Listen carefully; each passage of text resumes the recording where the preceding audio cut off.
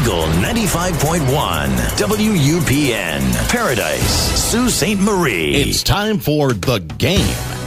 Eagle 95.1 proudly brings you The Game, the Twin Sault's only regional and national sports show. For the next hour, we'll get an in-depth look at sports in the Eastern Upper Peninsula and Algoma region and hear from coaches and players involved in The Game.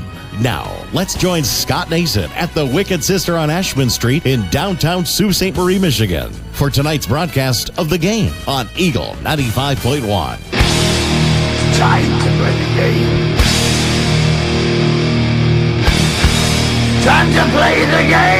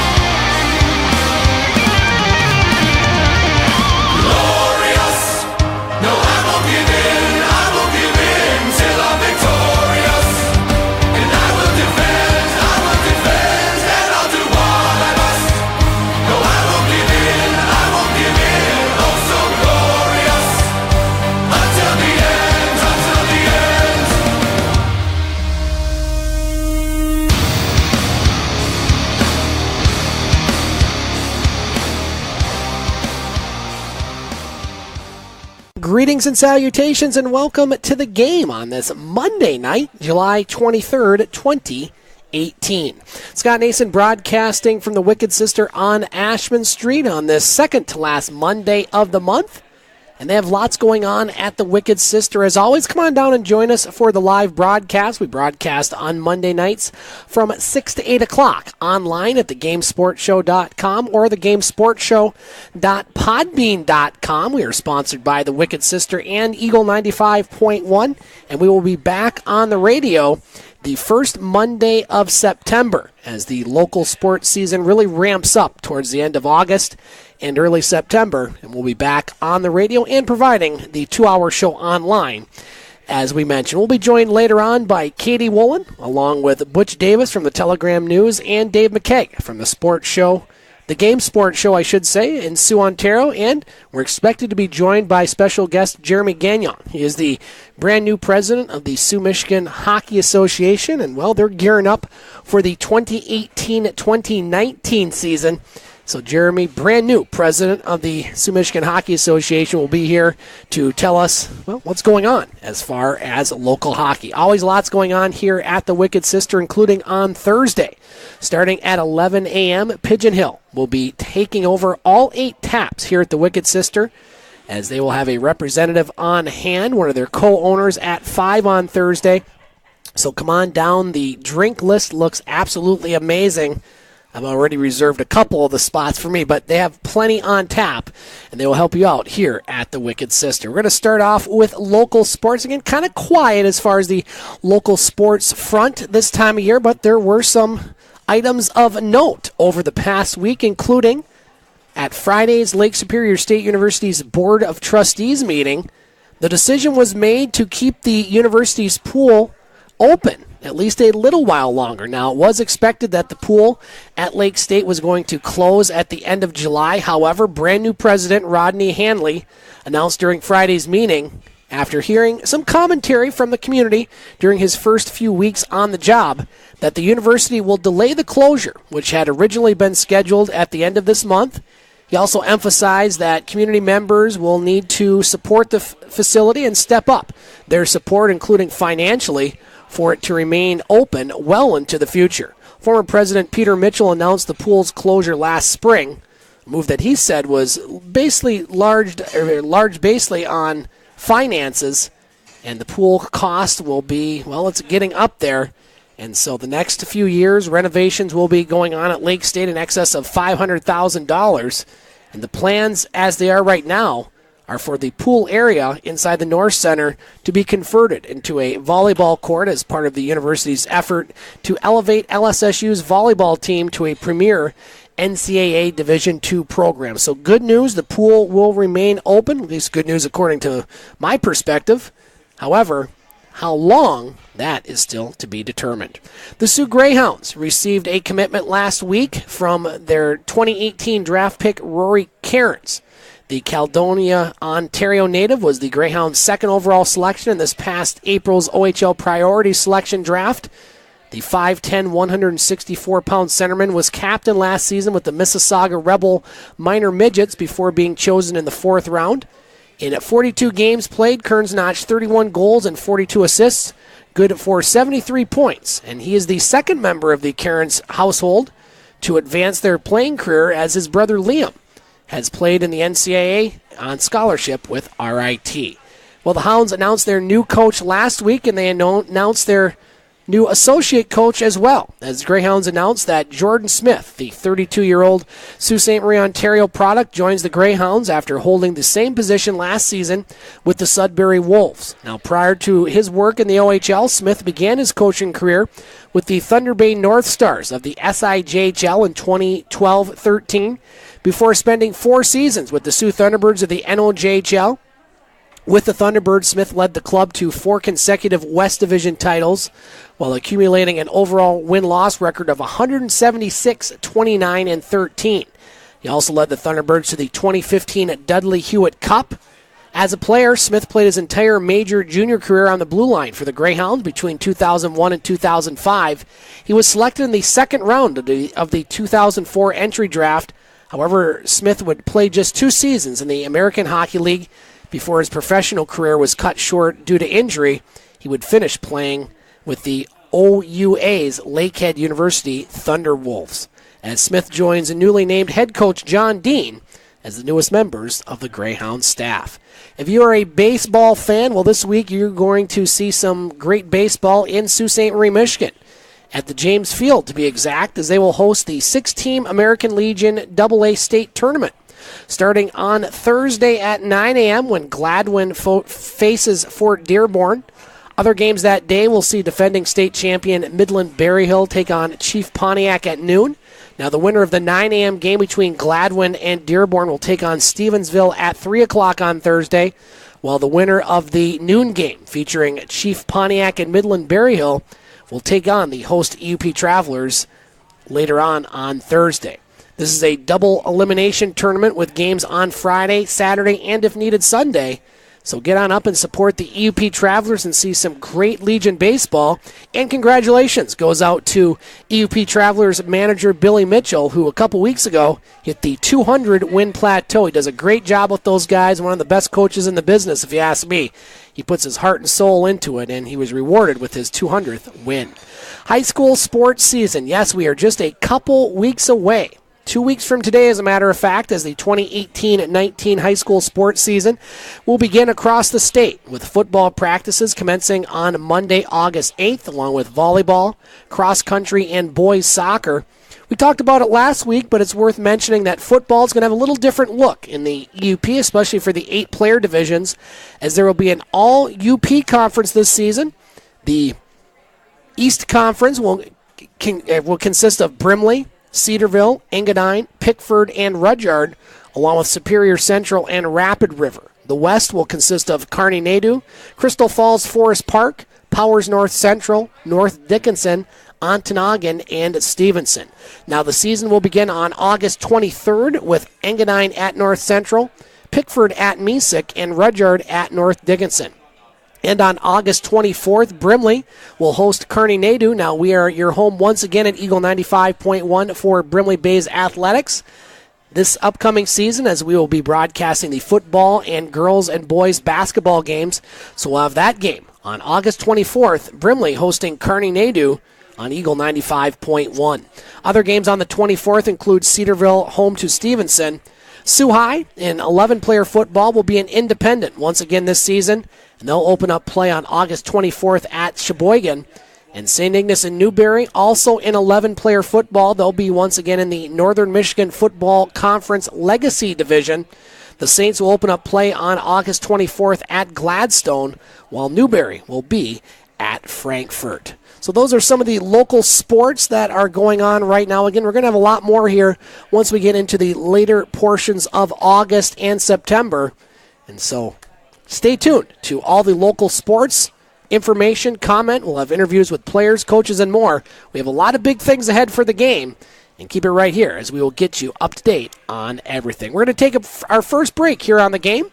And we are going to be joined, hopefully next, by Jeremy Gagnon, the brand new Soo Michigan Hockey Association president, who will be giving us an idea on what's going on as far as local hockey, as tryouts will begin, believe it or not, next week. Yes, it's in the middle of July or towards the end of July, but we are talking hockey. We pretty much do 12 months out of the year as well. That's coming up on the game, on thegamesportshow.com, thegamesportshow.podbean.com, and on Eagle 95.1.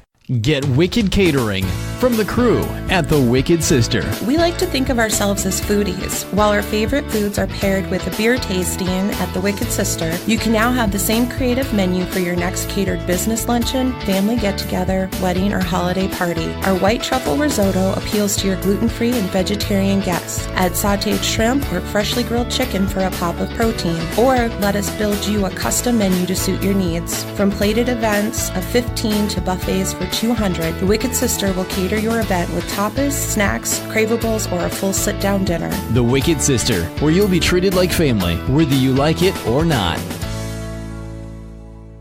The Game Sports Show would like to thank an additional sponsor and additional home to the Game Sports Show, Sports Center Bar and Grill. Sports Center Bar and Grill, located on 624 Wellington Street West, Sault Ste. Marie, Ontario. Sports Center rated top sports bar for the second year in a row. At Sports Center, enjoy their famous 75-cent wing night along with delicious Molson products on tap, along with a great atmosphere and other great food options available as well. Sports Center Bar and Grill, the Sioux's best sports bar.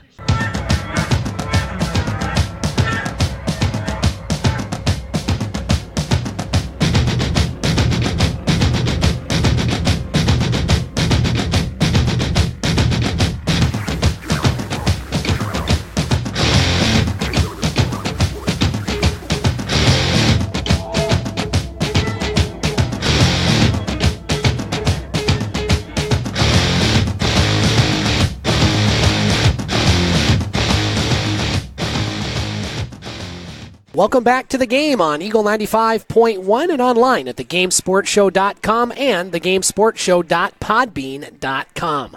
Scott Nason back with you at the Wicked Sister on this Monday night, and we are joined by our special guest, Jeremy Gagnon, the brand new president of the Soo Michigan Hockey Association, joining us here for the first time on the game. Jeremy, thanks for coming in. No problem. How you doing, Scott? Well, I'm doing wonderful, Jeremy. You and I have known each other for a while. We serve on some similar boards, not the Soo Michigan Hockey Association board, I might add, but hearing a few months ago that you are the brand new president of the Soo Michigan Hockey Association, before we get to some of the specific questions, what made you want to be president of the Soo Michigan Hockey Association?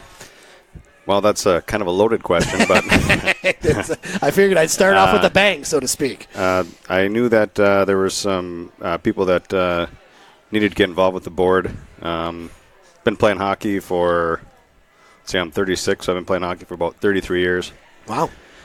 And I'm a goalie, so that means I'm a little bit maybe off, some would say. Quirky, I was going to say. Right, yeah, I would say off, but quirky. Yeah. Right.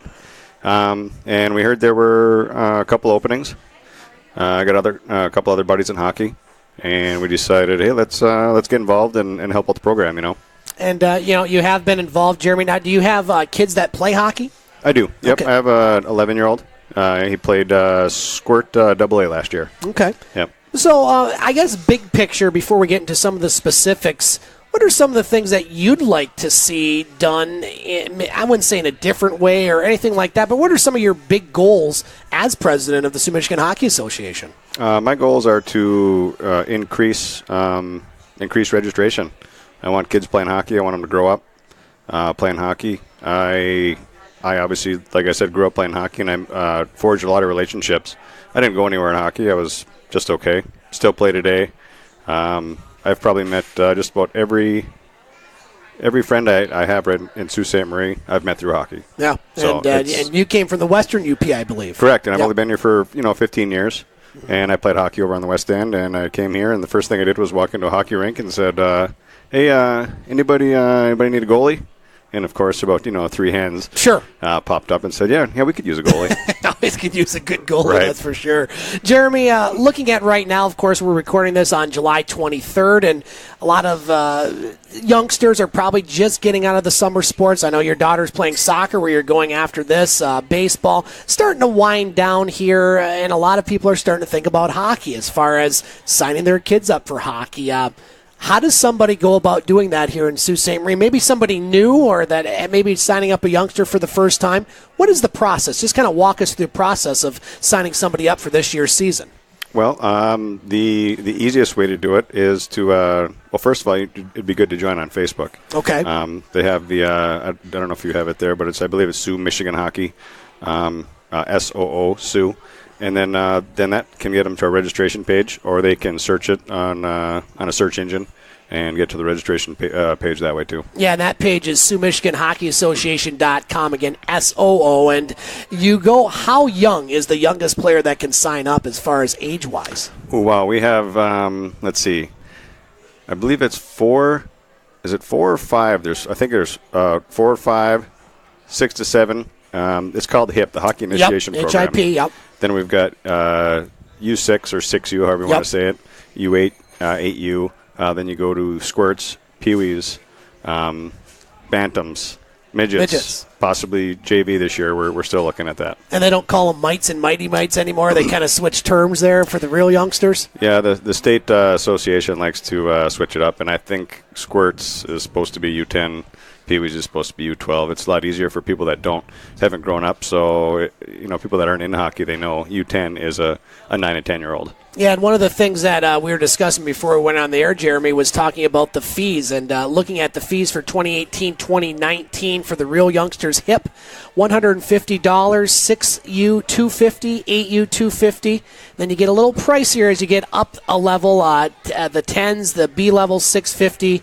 The AAs are $815 for 10s. For 12s, $600 for the Bs, $850 for AAs, and the 14 and unders for the Bs $685, and 14 unders for the AAs $885, with the midgets at $850. And now those fees have gone down a little bit, you said. Correct. Some fees have stayed the same. Some went up. For instance, AA went up just a bit.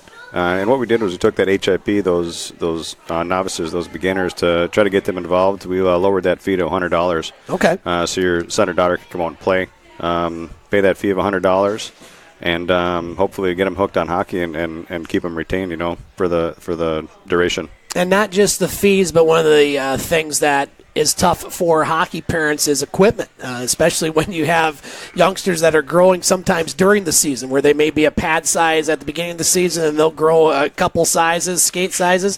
What do you guys have as far as from the Sault Michigan Hockey Association for equipment? There, I believe there's some for rent, even some that they can even get right now? Correct. Yeah, we have actually gobs of equipment. When I went into there's an equipment room that we have at one of the ice rinks, and I went in there and looked in the room. If I had to guess, there's probably 50 to 60 pairs of pants ranging in all sizes, sure. From hip all the way up to bantams.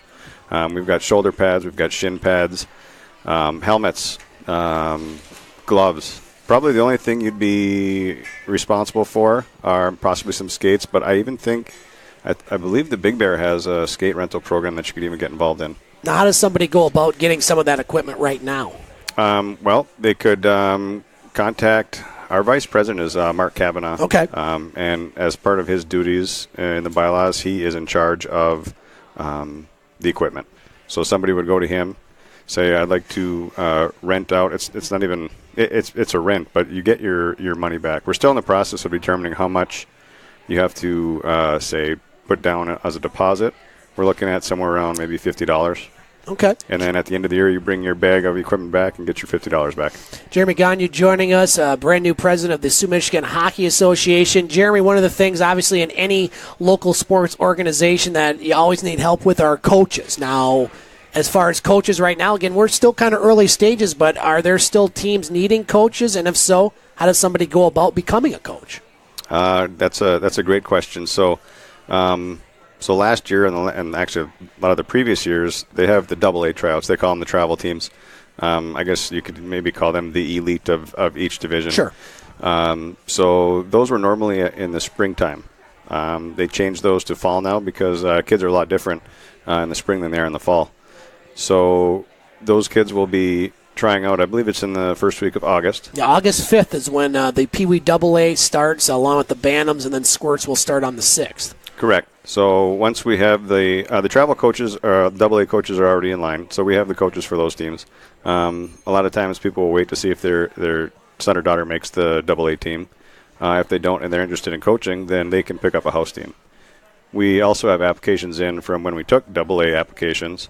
And I believe on our website, if you go on there, you can click and you need to email your application. And I believe the application's on there to Ray Coppage. Yes. And he is our coaching director. Yeah, and then again, that website, Soo Michigan Hockey Association.com, I had a chance to look at it, Jeremy, before he came on. Lots of good information on there. I mean, there's files to download as far as registration, talking about goalie camps, coaching power skating, not affiliated with the Soo Michigan Hockey Association, but in general, you have the meeting agendas, and there is the coaching application as well, along with some pictures from some of the other teams, including the Squirt AA champions last year, the Wicked Sister. Why not? We're here, right? Why not?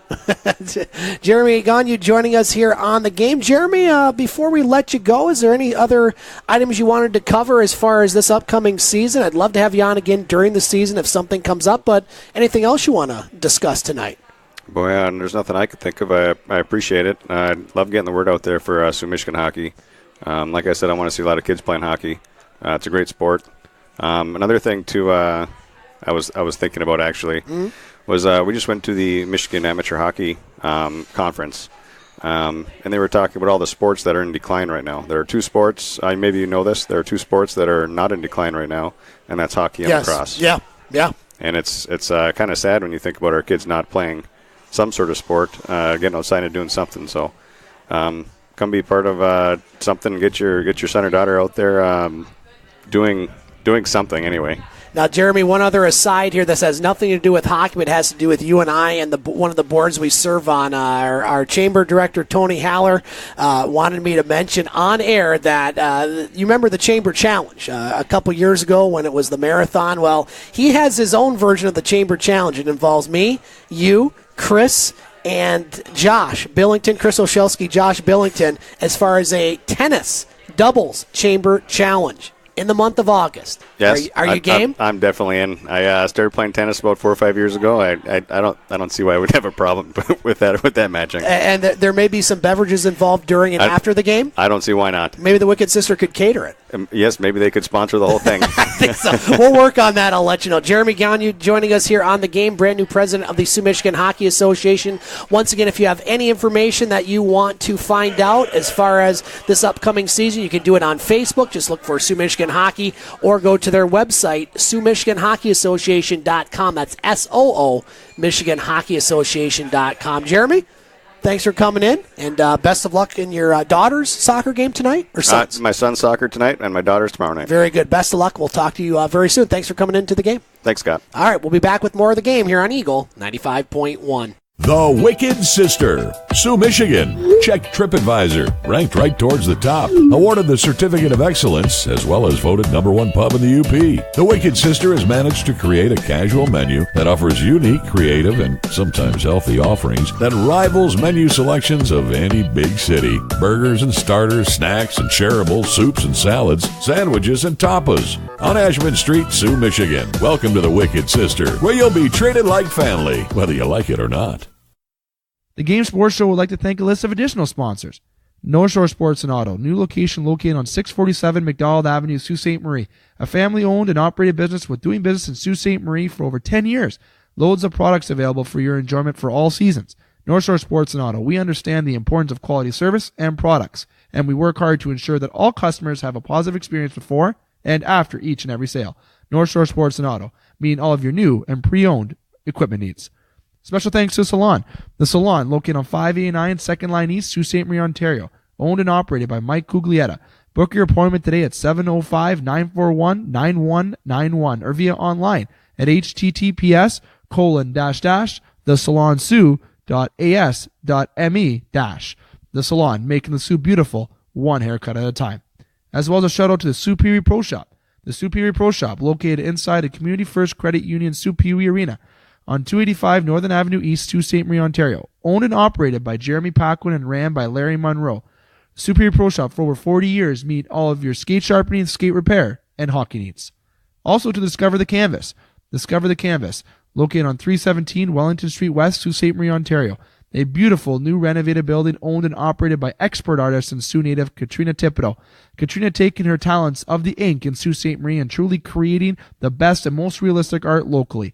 Call Katrina today at 705-450-8099 or email her at discoverthecanvas@gmail.com to book your tattoo or consultation today.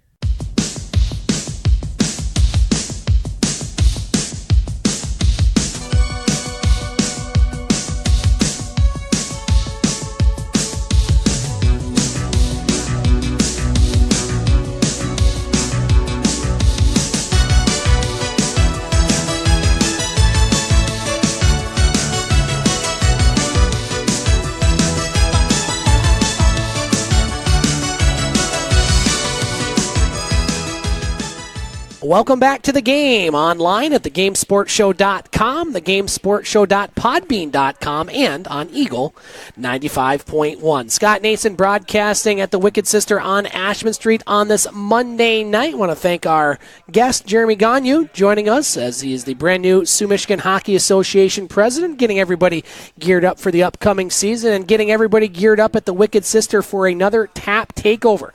Coming up on Thursday, starting at 11 a.m., Pigeon Hill will be here out of Muskegon, Michigan, taking over all 8 taps at the Wicked Sister. And they will have one of their co-owners here around 5 o'clock on Thursday to answer questions. Come on down. They have some tremendous beverages that will be on tap here at the Wicked Sister. We'll be joined in our next segment by Butch Davis from the Telegram News and Butch on Sports. We'll also be joined by Dave McCaig in Hour 2, host of the Game Sports Show in Sioux, Ontario, from Boston Pizza, Sports Center Bar and Grill, and Silver Creek Golf Club. We are joined right now at the Wicked Sister by Katie Wollan. She is a sales rep at Eagle 95.1 and contributor to the game here at the Wicked Sister. Katie, thanks for joining us here on this Monday night. Scott, thank you for having me. It's a great Monday, isn't it? Well, it is now. It was a shaky beginning of the Monday. Yes. It all started with a bunch of fruit flies in my kitchen that I don't even want to talk about. I was getting advice all night here as far as what to do about these fruit flies. Then I get to work this morning, and the coffee pot, the old school coffee pot, not the Keurig where you have the one thing. It just was a tough morning. And if you guys know Scott, he's very clean, he's very organized, so those little fruit flies definitely are it's as bad as my kids getting head lice, because it's just like, you want to see me freak out. I was in the kitchen throwing a time. It's just ridiculous. But Katie, thanks for joining us on this Monday night here at the Wicked Sister. Thank you, Scott. I'm glad to be here. Well, we love having you, Katie, and one of the things we want to talk about with you, you are our expert, one of our experts about the NBA. Well, there is breaking news today that it looks like that Carmelo Anthony is going to sign with the Houston Rockets. And no surprise there. Carmelo Anthony brings a lot of baggage as far as his contract for anybody he signs. Houston, Carmelo, does that give them a little bit more of an advantage in the West? Obviously, Golden State's the standard bearer, but is Houston the solid 2 still right now with Carmelo? Does he make him that much better, a little bit better? Does he make him worse?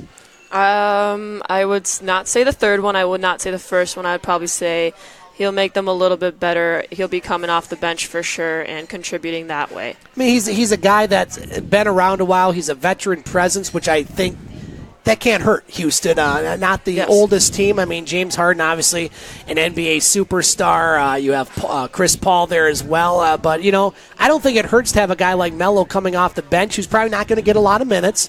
He's probably not going to be out there in a lot of key situations, but maybe that veteran presence will help Houston a little bit. Yeah, and especially saying that with his experience, he's going to be teaching the young bloods of the team all his tricks up his sleeves from the past years. I mean, we all know that he's been a dominant player in this league over the last 10-plus years, so it'll be interesting. I know that on OKC he knew and expected that he had a starter role, but I think he knows going into a team like the Houston Rockets that he's not going to be having that kind of role there. Yeah, and just the OKC thing just didn't work out. He maybe just not a good fit. Or it was just an inconsistent presence of him. So I don't know if it's the age. It's a bunch of sorts of things, certain players, chemistry.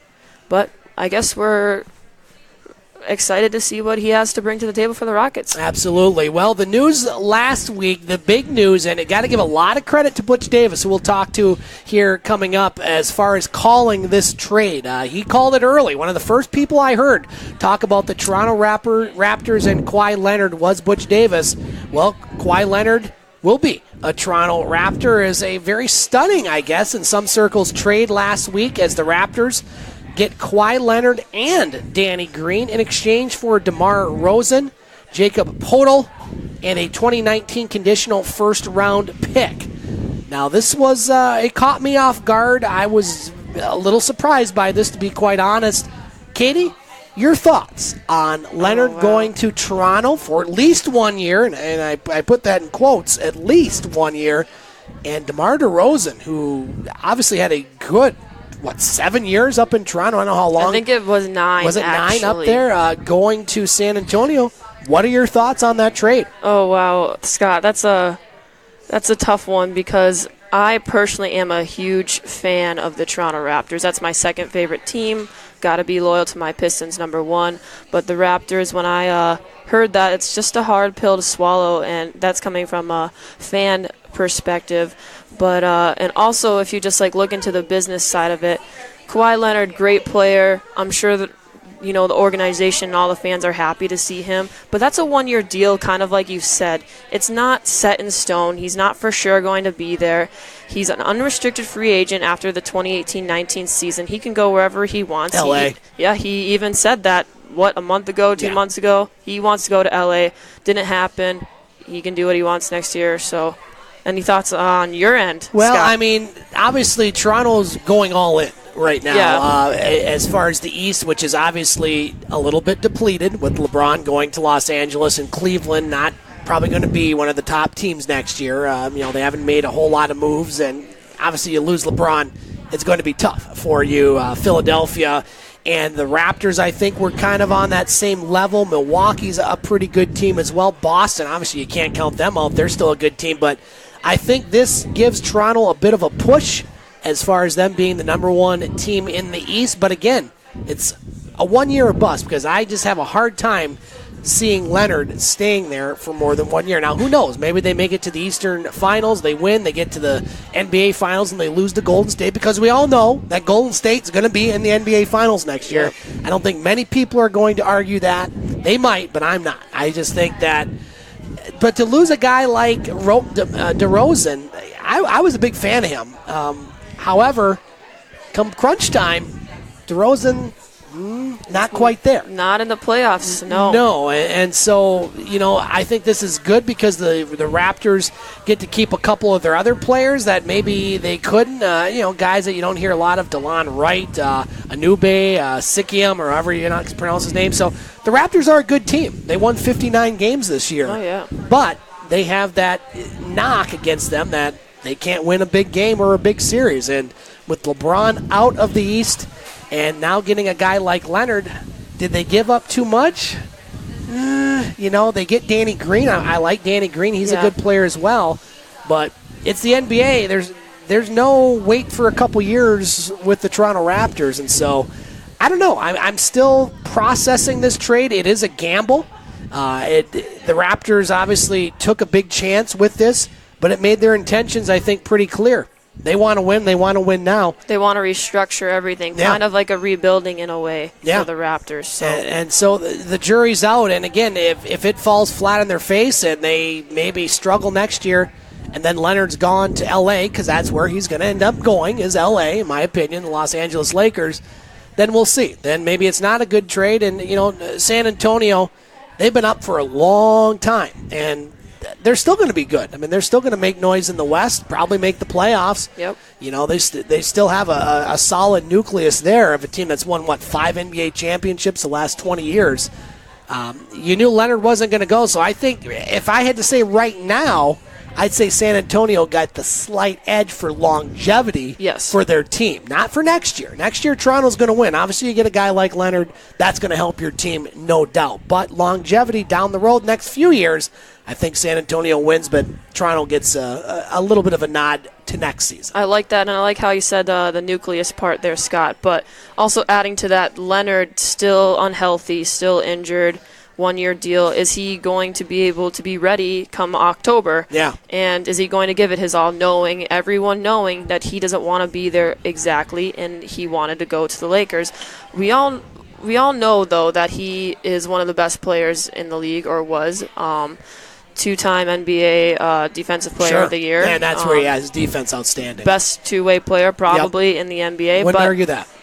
Unhealthy, is he going to be able to reach his peak performance this coming year for the Raptors? And I think that's kind of like the question out there that I think the Raptors fans should be concerned about, especially him only being on that one-year deal. Well, and then you have the other thing, and again, it's not all about money, it's not all about dollar signs, but any NBA players that play in Canada, they're not going to get as much money back. You have a much higher tax structure up there as far as their taxes. We'll ask Dave how his health care is doing when he comes in. How's that free health care working out for you? But it's a different thing, and you have different. Obviously the United States, less taxes, but that has maybe something to do with it. Do you want to play up in Toronto where you are second fiddle? No matter how good the Raptors do, they're always going to be second fiddle to the Maple Leafs. They could win 10 NBA championships in a row, and that town still bleeds Maple Leafs. So, again, that's it's a little different in San Antonio when you're the only professional team, or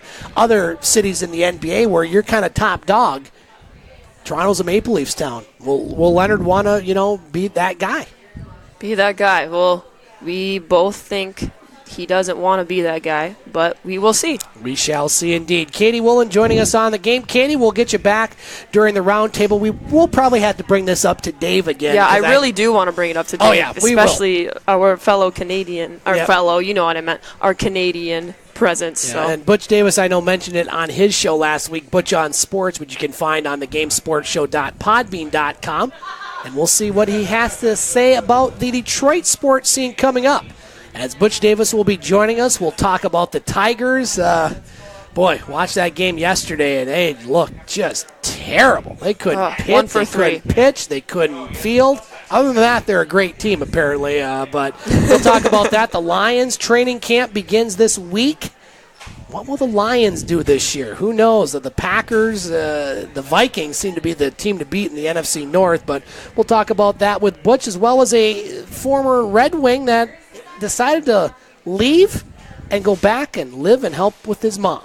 I kind of like that. Chris Chelios, we'll talk about that with Butch coming up here on The Game, on thegamesportshow.com, thegamesportshow.podbean.com, and on Eagle 95.1. Get wicked at Wicked Sister. You'll find the best tasting food for you and your family. Start off with some wicked appetizers like the crab dip, served with soft pretzel bites and warm non-bread strips, and delicious boneless chicken wings that are antibiotic and hormone-free with 5 choices of sauces. Try the barbecue pulled pork sandwich or the #1 selling drunken cow burger and the chicken caprese flatbread. Check out the Wicked Sister gluten-free menu and catering. The Wicked Sister, downtown Ashman Street, 7 days a week. The Game Sports Show would like to thank an additional home to the Game Sports Show, Canadian franchise Boston Pizza.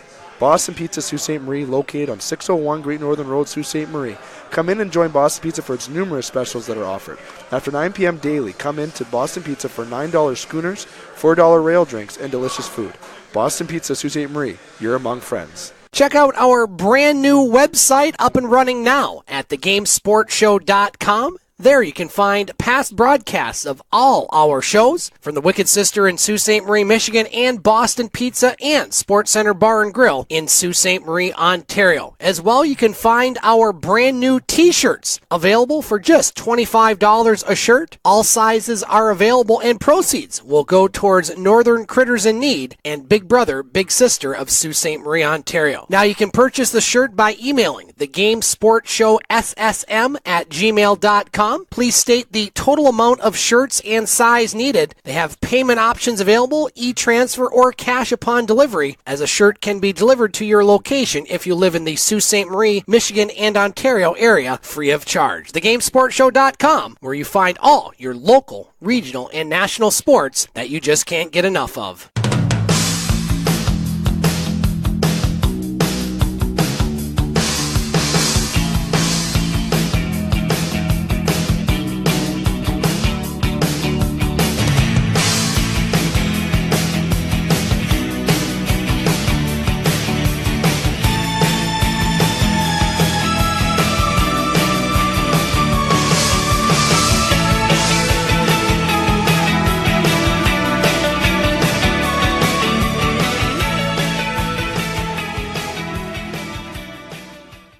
To the game online at thegamesportshow.com, thegamesportshow.podbean.com, and on Eagle 95.1. Scott Nason back at the Wicked Sister on Ashman Street on this Monday night. Want to thank Katie Wollan for joining us. She'll be back with us during the second hour in our round table. And also want to thank Jeremy Gagnon, the new president of the Soo Michigan Hockey Association, for joining us here at the Wicked Sister. And if you want the Wicked Sister to cater your event, as far as maybe a business lunch, a dinner, or any other special event, just head down to the Wicked Sister. They will hook you up. I have a lunch meeting tomorrow, and I'm glad to hear, talking to Kathy here at the Wicked Sister, that they will be catering our lunch tomorrow. So very excited for that. Speaking of being excited, we are excited to be joined by our next guest. His name is Butch Davis. He hosts his own radio sports show, Butch on Sports, which you can find on the podcast page of this show, thegamesportshow.podbean.com. You can also find him on Facebook at Butch on Sports, and he also writes an article or two, or many, I should say, for the Telegram News, as he joins us each and every week to give us an update on what's going on in the Detroit sports scene. Butch, how you doing on this Monday, my friend? Oh, I'm doing pretty good, Scott. How yourself there? I'm doing wonderful, Butch. Before we get to the Detroit sports scene, I got to umpire 8 games over the weekend. A little sore doing all the bending, especially for some of those 12 and under softball, but it was a great tournament. We'll talk more about that during our thumbs up and thumbs down. So a little sore, but happy to be with you talking sports today. All righty. Butch, let's start with the Detroit Tigers off the All-Star break. They were at Comerica Park this weekend, losing 2 of 3 to the best team in baseball, the Boston Red Sox, falling yesterday 9-1. Boy, I had a chance to watch a lot of that game. Butch, Tigers looked rough, to say the least, as Chris Sale won his 11th game of the year, not allowing a run in 6 innings, striking out 9. The Tigers are at Kansas City for 3 starting tonight before returning home this weekend at Comerica to take on the Cleveland Indians. Butch, I haven't watched the Tigers too much, but boy, what I saw yesterday, it didn't even look like they were there. Give us an update on what's going on with the Tigers. Well, I talked to Dave Dombrowski yesterday here for about 10 to 15 minutes, and it was a refreshing discussion, especially when you're running a winning team here versus what I had to look at this weekend for the Detroit Tigers. It is very dumpy indeed here, especially the pitching. Other than Mike Fiers, who basically right now is going to be hooked up for a trade somewhere down the line before the 31st of July, I do believe.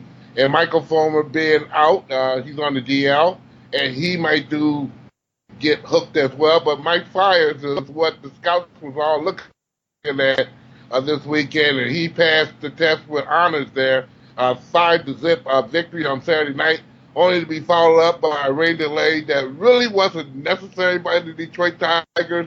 I'm sitting in the press box wondering why, and and they get started almost about 3 o'clock in the afternoon, which made, with the bottom line was they thought forecast for rain. I'm looking at the Doppler and all, and yes, and it did look like maybe rain was on its way coming, but you waste an hour and a half for something that didn't come, and eventually they pull off the top, get ready for the game, then the rain comes or whatever it may be, and now you're stuck watching the game in the rain there, and it was just aggravating, to say the least. There, it wasn't for my faithful friends in the press box there, I would have been lost there. But the Tigers look just totally pitiful. And the only good news with that, Butch, is I was able to watch the end of the British Open, which we'll talk about here later on. That was the only good news. Were you able to catch some of that in the press box?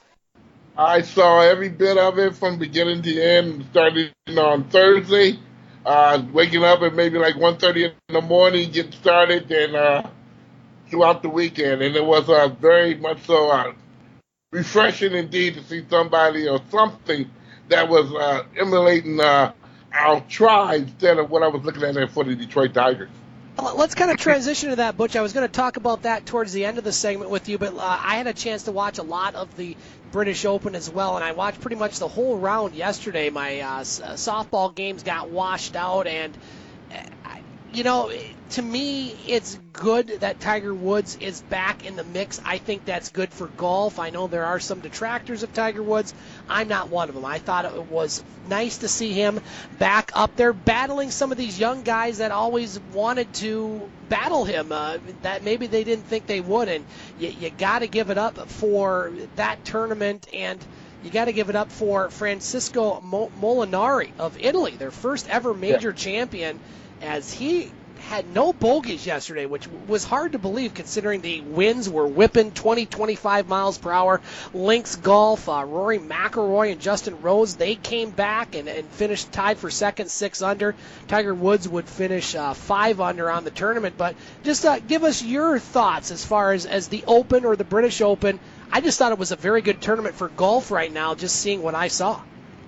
Well, you can tell, from the audience, when I walked around, and also from what I saw on television, and again, maybe going to the store to take a break and, getting something to refresh my nerves and whatever it may be, that, a lot of people were watching it because of Tiger Woods, and then they gave, Tiger Woods gave them something to watch, right? Especially the second day, and also the last day where he was in contention there, and he just 71 all the way through, exception for that Saturday when he made a one-day good drive and had everybody reaching on the set. And then I watched it all the way up to the ninth hole where he was doing the simply. Matter of fact, was in the lead, okay, yep, until that dreadful hole after the back nine or whatever. And he didn't fall to pieces per se. He kept it together and kept an even power game,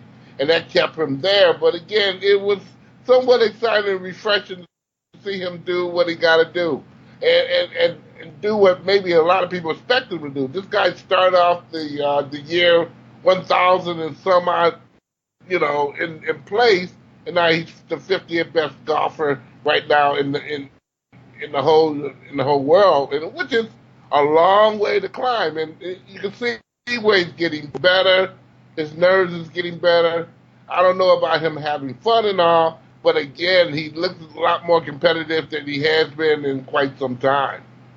Butch Davis joining us on the game. Butch, let's get back to the Detroit sports scene and talk about the Detroit Lions. As later on this week, their 2018 training camp will begin at Allen Park.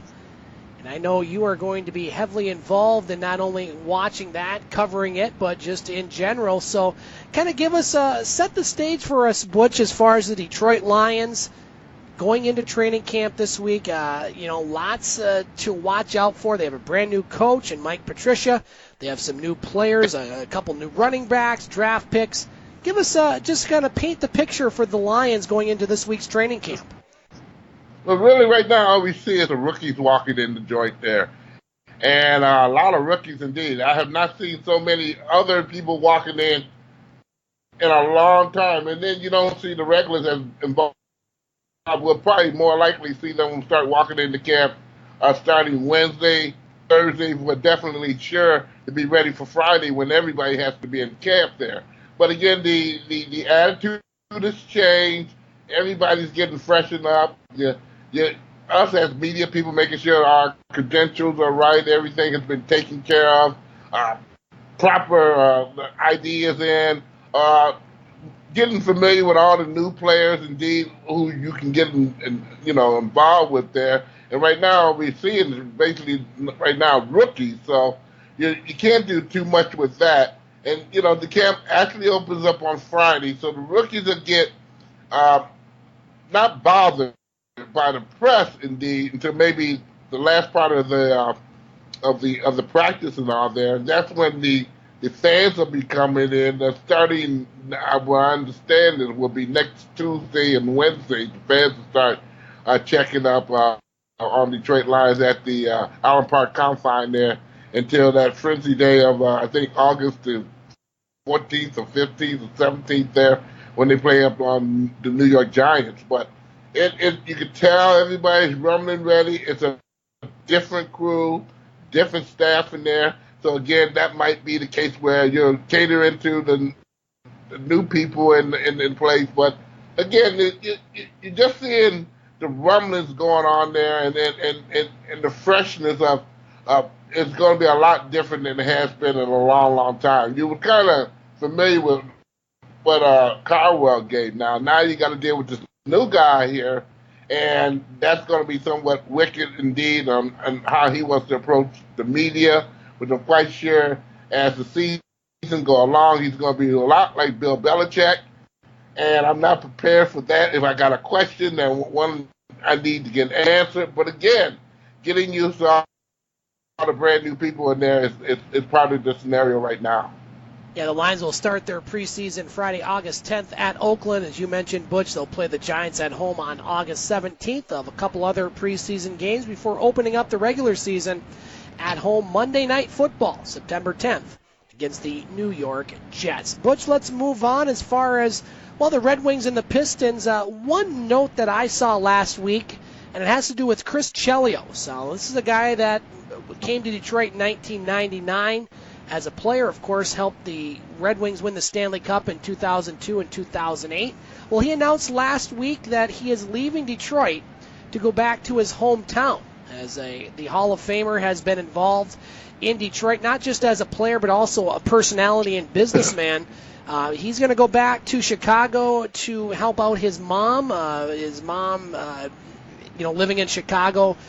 Chelios' dad passed away earlier this year, and so he's going to be back home with Mom. And what I wanted to discuss with you, Butch, is not just Chris Chelios with the Wings, but this is a guy that wasn't from Detroit. He wasn't an original Red Wing.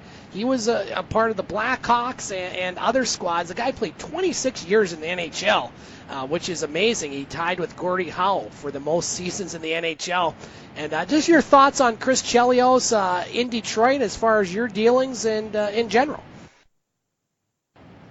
Well, Chris and I have become very close, and this goes all the way back when the Olympics was in the United States, and on this wintry night, I watched him run down Woodward Avenue there, and I got a chance to take a picture with the guy, and I still hold on to that picture. That's when I got familiar with him and all of that there.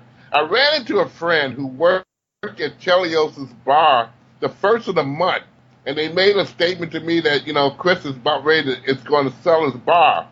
And I didn't really catch on to that a little bit. We had a conversation, discussion, but he said you can kind of bank on Chris is going to sell his bar. So you didn't really feel the tension that he was going to leave the Red Wings. But then when we get this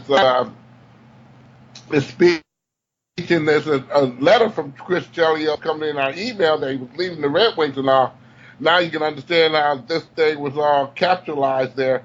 And from what I understand, the Red Wings had known prior to his announcement that he was going to leave the Red Wings in certain terms and go back home to Chicago and move his family back there, being his daughters and his son has all graduated out of high school and all. They all had, more or less gone their separate ways in college, and few are left in college, and then his son, of course, is a part of the Red Wings organization still again. So it's not like he's leaving town by sundown.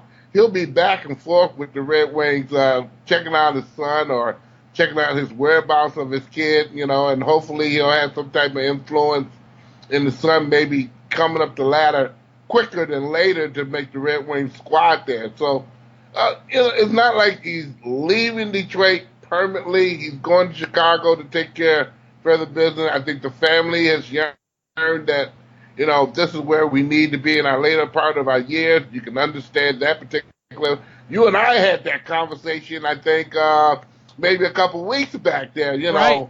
It at least me personally there that, maybe, it's right now, you want to, in your older days, where do you want to be at where the action is or where you feel you're going to be secure in your older years in life? And me and Chris are close to the same age, that I can understand. You grew up with certain people in the greater Chicago area. Some of them are still around and whatnot. You want to be around that environment where you feel somewhat safe and secure. And I think that the move that Chris made is the right move as far as his family and friends is concerned.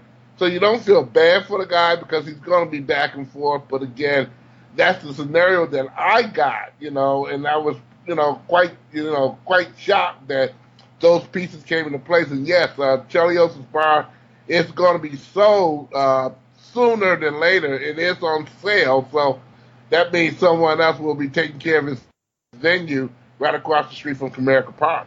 Which lets you, myself, Katie, and Dave all pool our resources, get some loans from the bank. Hey, let's go in on that deal. What do you say? Yeah, I think we should buy that. We will be rich in less than 6 months. Love it. If Detroit gets a winning team here, come on. Yeah, right. In less than 6 months, I don't think so. And now we gotta wait for the auto show because that's been moved out of town by sundown in 220 there. Yeah. We're gonna have the auto show in June. That will be a killer in this doggone town now because we don't have to freeze like a popsicle anymore to get to and from the location. And then it was done once you got in. If it's going to be out here in the sun and the bright shining and all kind of people from all across the world going to be here, it's going to be somewhat clever. Shoot, boy, oh boy. Yeah, good move there by the organizers of that. Butch Davis joining us here on the game. Butch, you got about 5 more minutes in this segment. I want to mention something here before we get to anything else that you have during our segment. Today, news came out as far as the Big Ten football day, if you will, in Chicago, and Jim Harbaugh made some news talking about the playoff system, and Coach Harbaugh says that, and it's very rare that I agree with Coach Harbaugh in this instance, but he went on record to say that he wants the playoff to expand from 4, which what it is to right now, to 8 and eventually 16 teams. As Harbaugh stated today, the 1AA teams have been very successful at that model. Quoting Harbaugh, if my math is right now, if you played through a national championship, that would be 15 games. If there were a 16-team playoff, it would be 16 games under the current model.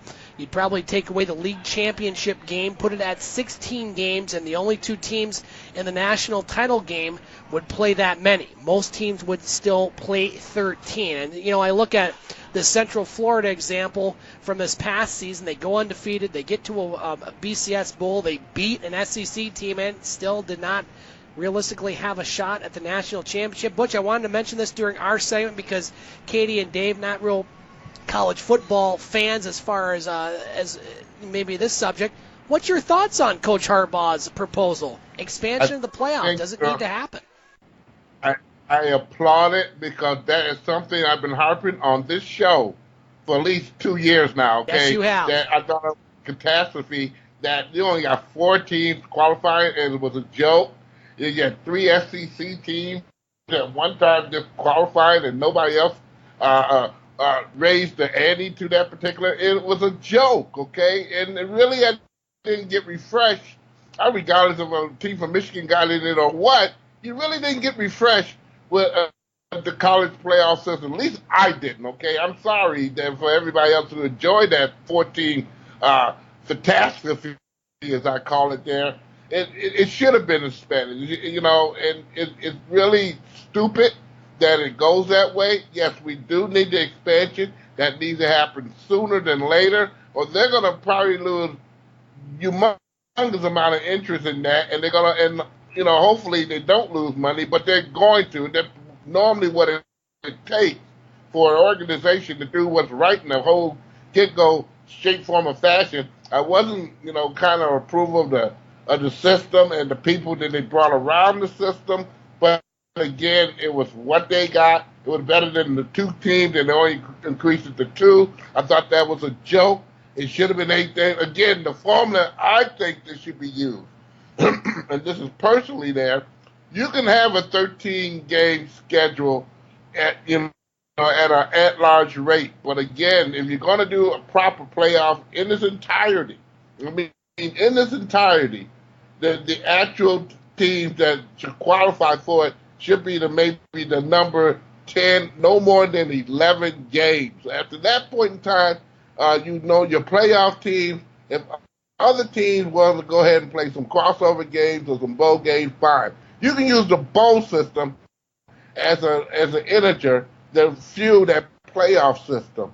And hopefully they have some brains and get this right here, because it's a shame that people are robbed, such as Central Florida, the job they did.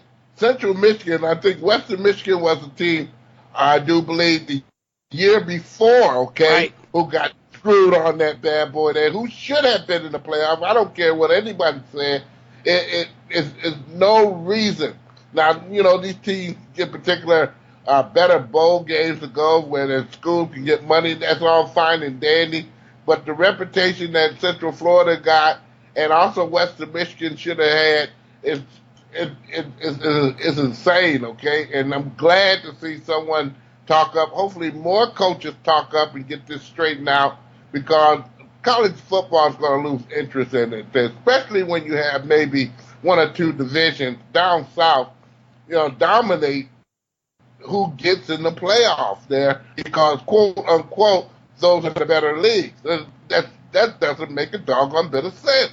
A league is a league, and when other teams are not competitive enough or playing competitive teams on the off system rather than the league system there, again, Central Florida should have been rewarded. They were not. Western Michigan the year before should have been rewarded. They were not. They got to get this cleaned up and quickly. Yeah, I wanted to mention that, Butch, because, again, you've been saying this on this show and in general for several years. It was nice to see Coach Harbaugh be very adamant about it today in Chicago. And, again, not a Michigan fan, especially a Coach Harbaugh fan. In this case, good statement, good idea, and it makes total sense. Butch, high school sports season begins here in a couple weeks. 2 weeks from today, practices will begin for high school football, as well as cross-country, volleyball, boys soccer, and other sports. I know you're gearing up like I am. Talk about that and anything else you want to bring up before we get to our roundtable, sir. Yeah, I'm gearing up for all the stuff that I was doing scheduling today, because I write a column for the Telegram. And normally this time of the year, I like to kind of post, normally in the downriver area or in the area where the Telegram is kind of featured at, all the schedules popped up in the paper so they can look at this one page and see all the particular teams, their schedules, where they're going to be at, on a line of sight there. And I'm looking at all those particular teams in general there right now in River Rouge, and then I looked at some off too, and some of the schedules are weak as I don't know what, and these are teams that moved up to Class A, and I kind of wonder, what are they trying to buy into there? And really and truly, it's kind of odd there. And there's some of the leagues are really strong leagues.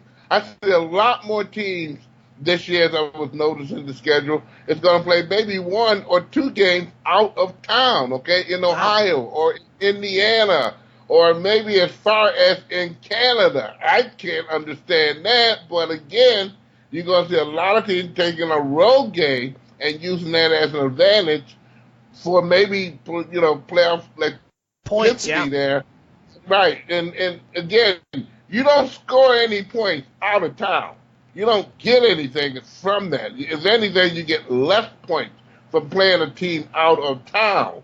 So I don't know what the reasoning for that there. Maybe it's because of money, maybe because of some of this nature. But, I'm going to talk to some coaches who do have that kind of flex schedule to play some teams out of town and find out why it's available. And I'll come to you guys within the weeks and, after I talk to some coaches who, again, are engaged in those kind of schedules to find out why is it being done. Look forward to that, Butch. And one other thing I wanted to mention before we go to break and get to our roundtable is we mentioned this last week, and we're starting to work out the details, but it looks like, Butch, that we are hoping to get you up here the weekend of September 21st, 22nd, 23rd, and 24th. Here for the broadcast of the game on Monday, September 24th. In addition, we have the Sioux Eagles at home, high school football at home, the Soo Greyhounds at home.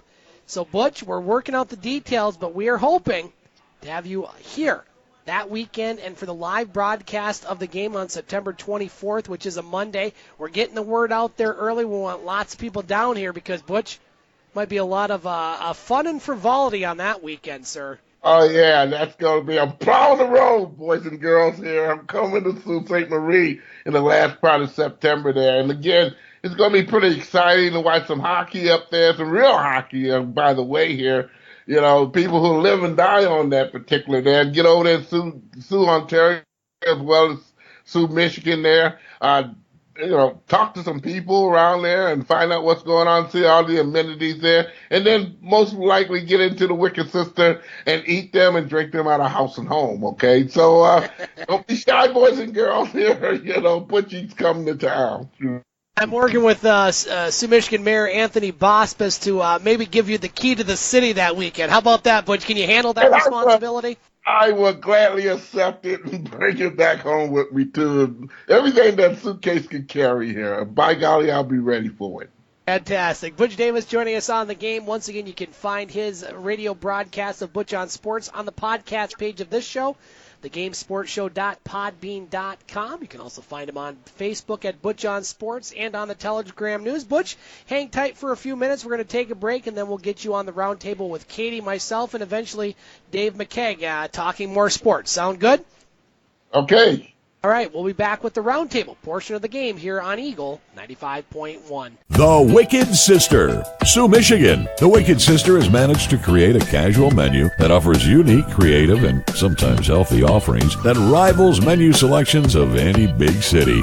Both the kitchen and the bar are filled with a staff who are exceptional at their jobs, producing signature items that have made the Wicked Sister a destination for foodies and beer nerds alike. On Ashman Street, Soo Michigan. Welcome to the Wicked Sister, where you'll be treated like family, whether you like it or not. Thank you for tuning in to the game. Heard Monday nights from the Wicked Sister on Ashman Street, downtown Sault Ste. Marie, Michigan, on Eagle 95.1 and online at RadioEagleSoo.com. You can also hear the podcast of the show at thegamesportshow.com or thegamesportshow.podbean.com. I hope that you are enjoying the broadcast. If you want to hear more of the Twin Sault's only local, regional, and national sports talk show, I encourage you to visit our website, thegamesportshow.com, and hear a pair of broadcasts from Soo, Ontario. Dave, Mr. Electric Avenue McCaig broadcasts a show on Wednesday nights from Sports Center Bar and Grill in Soo, Ontario, along with regular contributors Jamie Antonello, Justin Heichel, and Dane Hantro. They focus on football with their very popular In the Pocket segment, talking about the National Football League, along with basketball, the NBA, and other sports, including but not limited to tennis, golf, soccer, and even the WWE. If you like hockey and baseball, Thursday nights are for you as the Game Sports Show is at Boston Pizza in Soo, Ontario. Dave McCaig, along with regular contributors Justin Heichel and Dane Hantro, and Brad Cochamilio from SooToday.com. This show focuses on hockey in the winter, local and national hockey, along with baseball in the summer, and includes guests and interviews with local and national figures. Once again, you can hear 3 versions of the game at our website, thegamesportshow.com, or at the podcast page, thegamesportshow.podbean.com. Also on the podcast page, you will find audio broadcasts of selected Sioux Eagles home games, along with the Brimley Bay's basketball and Sioux High Blue Devil hockey. You can also find Butch Davis's show, Butch on Sports, on the podcast page, as well as my shows with Paul Van Wagner from ESPN Blacksburg on the Drive. You can also find us on YouTube. Look for the Scott Nason channel, and thank you for listening, and keep it locked here to the game for all your local, regional, and national sports talk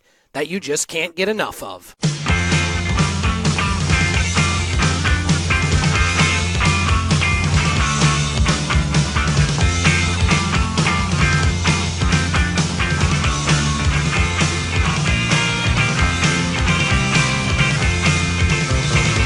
One Saturday I took a walk to Zipperhead.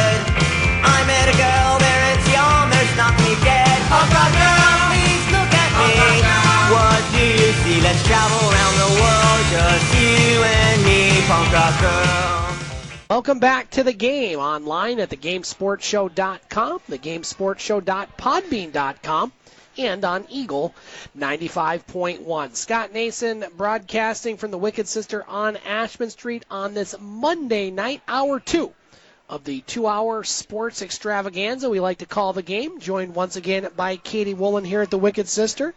Also by Butch Davis from the Metro Detroit area. And we'll be joined here in a little while by Dave McCaig, host of the Game Sports Show from Soo, Ontario. Running a little bit late due to work, but he'll be here during the second hour of our program. And here at the Wicked Sister, they are having another tap takeover on Thursday as Pigeon Hill out of Muskegon will be here at the Wicked Sister taking over all 8 taps.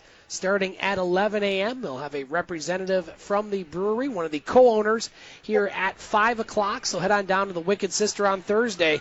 Always a busy time and always a good time with a tap takeover. As we are going to transition into our roundtable portion of the show for the next 45, 50 minutes or so, as we just kind of throw out topics in the world of sports. None of this is rehearsed. We don't do this ahead of time where we talk about this is what we're going to talk about, and I think that's what makes the magic of this show work so much. Is it's very much off the cuff, but we also do our homework and we like to talk about sports. So Butch, since you are the furthest away, we are going to give you honors as far as which topic you want to bring up first. Katie, if you want to discuss, we'll go to you and then we'll come back to me. So Butch Davis from Butch on Sports and the Telegram News, what would you like to bring up on tonight's roundtable, sir?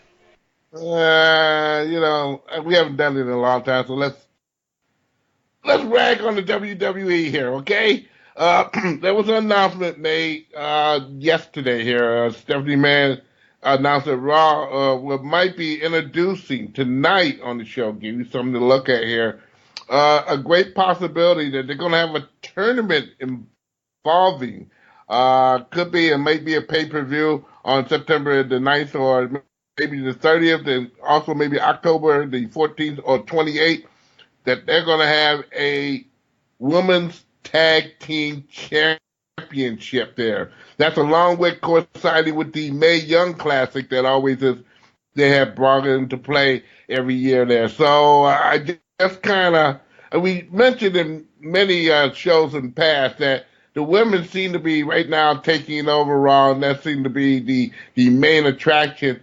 Besides some of the other matches that stink, okay? And the women seem to be just blowing everybody's brains out with some of the magic that they're bringing to the ring there. So I kind of want to ask you guys there, what do you think? Great topic, Butch. Katie, we've never really had you on as far as wrestling and your thoughts. Do you happen to follow it, watch it? What are your thoughts? I think I just know that Ronda Rousey, doesn't she committed to that. She has. She used to be an actual fighter, and that I thought it was kind of a step down. But other than that, the floor is yours, Scott. All right, well, Katie getting in that shot there as far as the WWE. Well, Butch, you and I know that this is a topic that's near and dear to us, as we are both wrestling and sports entertainment fans. And, yeah, the announcement will be made on Raw coming up here in a little less than an hour. I would imagine they'll probably start the show with this, but who knows the way things are going. I think the WWE needs to do something and do something fast to get people like me, who is as big a wrestling fan as you probably can get around this area, a reason to watch it again, because I have really tuned out. Now, I still record SmackDown and Raw. I did lose the WWE Network, unfortunately, due to some budget concerns and just the fact that wasn't very interested as what's been going on really post-WrestleMania. But I do like women's wrestling, and you look at some of the women that have come up from NXT over the past few years, and you look at what they have done with those wrestlers compared to what the WWE and the writers, because it is sports entertainment and it does have to do with how they present themselves as far as the writers.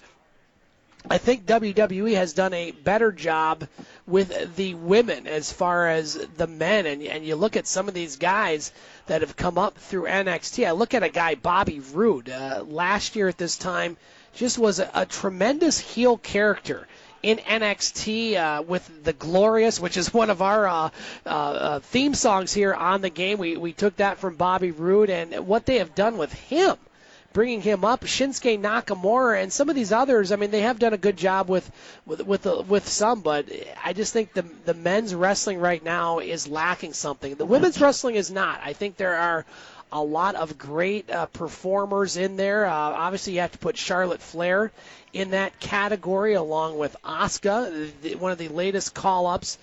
As far as the tag teams, though, Butch, going directly to your question, it's going to be interesting to see how they put these teams together in kind of a very short time, because you know, back in the day, so to speak, tag teams were a lot more a part of the wrestling scene. I mean, you go back to the Hart Foundation, Nikolai Volkov and the Iron Sheik, and I'm just naming a few. There's a lot more that were out there. Tag teams right now sometimes seem to get lost in the mix. Sometimes they put a couple people together for whatever reason, and it just doesn't work. Now, there are some, great tag teams out there for the men. The New Day, I mean, they're still getting a lot of pop, as well as, the Usos to a certain extent. But it's going to be very interesting to see how WWE shapes the storylines to try to get this tournament in place. Now, I think they'll be able to hopefully accomplish that. I mean, you're already seeing the Sasha Banks and Bayley, them going to counseling, and it's going to be interesting to see how they mix them all up, because there are a lot of women wrestlers right now that are pretty hot as far as their character, and we're not talking their looks, we're talking their character and the pop, I should say, as far as when they come in. So I'm looking forward to it. I think it's a good move for the WWE. I would like to see eventually a women's match, a women's only pay-per-view maybe. There seems to be a lot of pay-per-views, and a lot of these pay-per-views have the same matches. I mean, you have the men's, I know I'm kind of going all over the place here, but you have the WWE Raw Universal Champion, who we haven't seen in how many months, and I just don't think that's good for the WWE. You need a champion that's there, that's going to be there, and so I'm very interested to see where WWE takes this. I think it's going to take some time maybe to build some of the storylines for these tag teams, but I'm all for it, Butch, and the WWE needs kind of a shot of infusion. They have it with Ronda Rousey as far as getting more mainstream attention. We haven't really seen too much of her wrestling skills. Obviously, her mic skills are still developing, which is always tough. So I'm going to turn over the floor to you, Butch. I know you got a lot to say. I kind of went all different directions, but, hey, it's the WWE. I love to talk about it. Well, you should, Scott, there, and I didn't give all the details here, but this is the main detail that basically I guess is going to kind of wet everybody's whistle. Once this particular championship is crowned, they will defend both on Raw and SmackDown, which I think is the best solution in town, because sometimes too much, and that's why I'm watching the men right now. Just too much is just too much to take anymore there. And with some of the wrestlers, indeed, that their roles or their script, it just basically it's nasty per say there. And this makes a lot more sense if they just have one championship, but yet and still they can kind of be featured on both the shows. I watched Bayley and Sasha Banks last week, and they finally kind of maybe come to grips on why they hated each other's guts for maybe 6 weeks or so on the main screen of wrestling there. Hopefully maybe they get together and help each other and kind of get back to the scenario that they both were known for and people enjoyed there. It was good for a minute to see them both scrap each other and whatnot there, but those two are very effective wrestlers when they're working together as a team there. And I'm kind of glad to see maybe that scenario kind of worked out at the end of the match. Of course, they lost, but again, they had their little cry, whatever it may be. Didn't hug one another here, but the other wrestler kind of admitted to the other one. They envied each other for this and that and the other. I think you'll see more kind of scenarios such as that. But the big scenario on this championship there, they'll be able to defend on both Raw and SmackDown. And I like to see that, because I think what hurts right now the WWE so far so good is that these wrestlers are not able to cross over as once upon a time they were able to do there. for SmackDown to do what they did for a certain period of time and Raw did for a certain period of time, it worked out very well because you had those young kids coming up from NXT invading the map, and now you gave everybody some room to breathe. But now it's just getting kind of just stuffy where you can take so many Shinju Nakamura Styles matches, right? To a no-not one here, when you can't stretch them no farther than what you're stretching them. But now, Shinju got the United States title. Jeff Hardy probably is injured now, and you'll probably be missing him for a little bit, until they break his other arm or leg or something there, and then we'll get unbearable. We won't see him for a while. But again, it's something that I think folks were looking forward to, and I'm quite sure, and I wouldn't doubt that many people who maybe go online or deal with Twitter hasn't really mentioned the full point of women having a tag team champion. But again, hopefully they think this out very well. You'll be able to display more women on there, particularly there, because right now they are running the show. Some of their matches are way, way more interesting than some of the men's action is right now there. What I hope they take away is those long interviews or those little classroom scenarios. Get rid of that there. Let's see more wrestling, and for the 90 minutes or the 2 hours on SmackDown and the 3 hours on Raw. So again, hopefully this works out very, very well. And you mentioned something about Brock Lesnar as a very big opportunity that he may stay or he may go. Most of the write-ups are saying that he's going to be leaving for martial arts fighting and whatnot, which that's going to be interesting. He's going to fight somebody in the UFC there and make some money. He can't duck and dodge that there. But again, the primary match that I wanted to really see was him and Bobby Lashley there. I think that would be somebody who get hurt very, very bad, and they really wouldn't care, and you would see real blood instead of somebody hiding a razor in their little pocket there and cutting themselves there. So, hopefully wrestling gets better. I'm with you there on the WWE Network. I probably won't maybe activate it I'll probably activate it for the SummerSlam, of course, there. Then I'll wait around the Christmas and all there when things get kind of juicy again, and I'll be able to watch some of the stuff. But right now, it's just dry as I don't know what here. And when we get revenue for Chris Chelios' bar, Butch, we'll be able to put it on in the bar. What do you say about that? That's right. Yes, right here. Just buy a Roku doggone set there, and the setup here. Fire stick and all this other stuff there.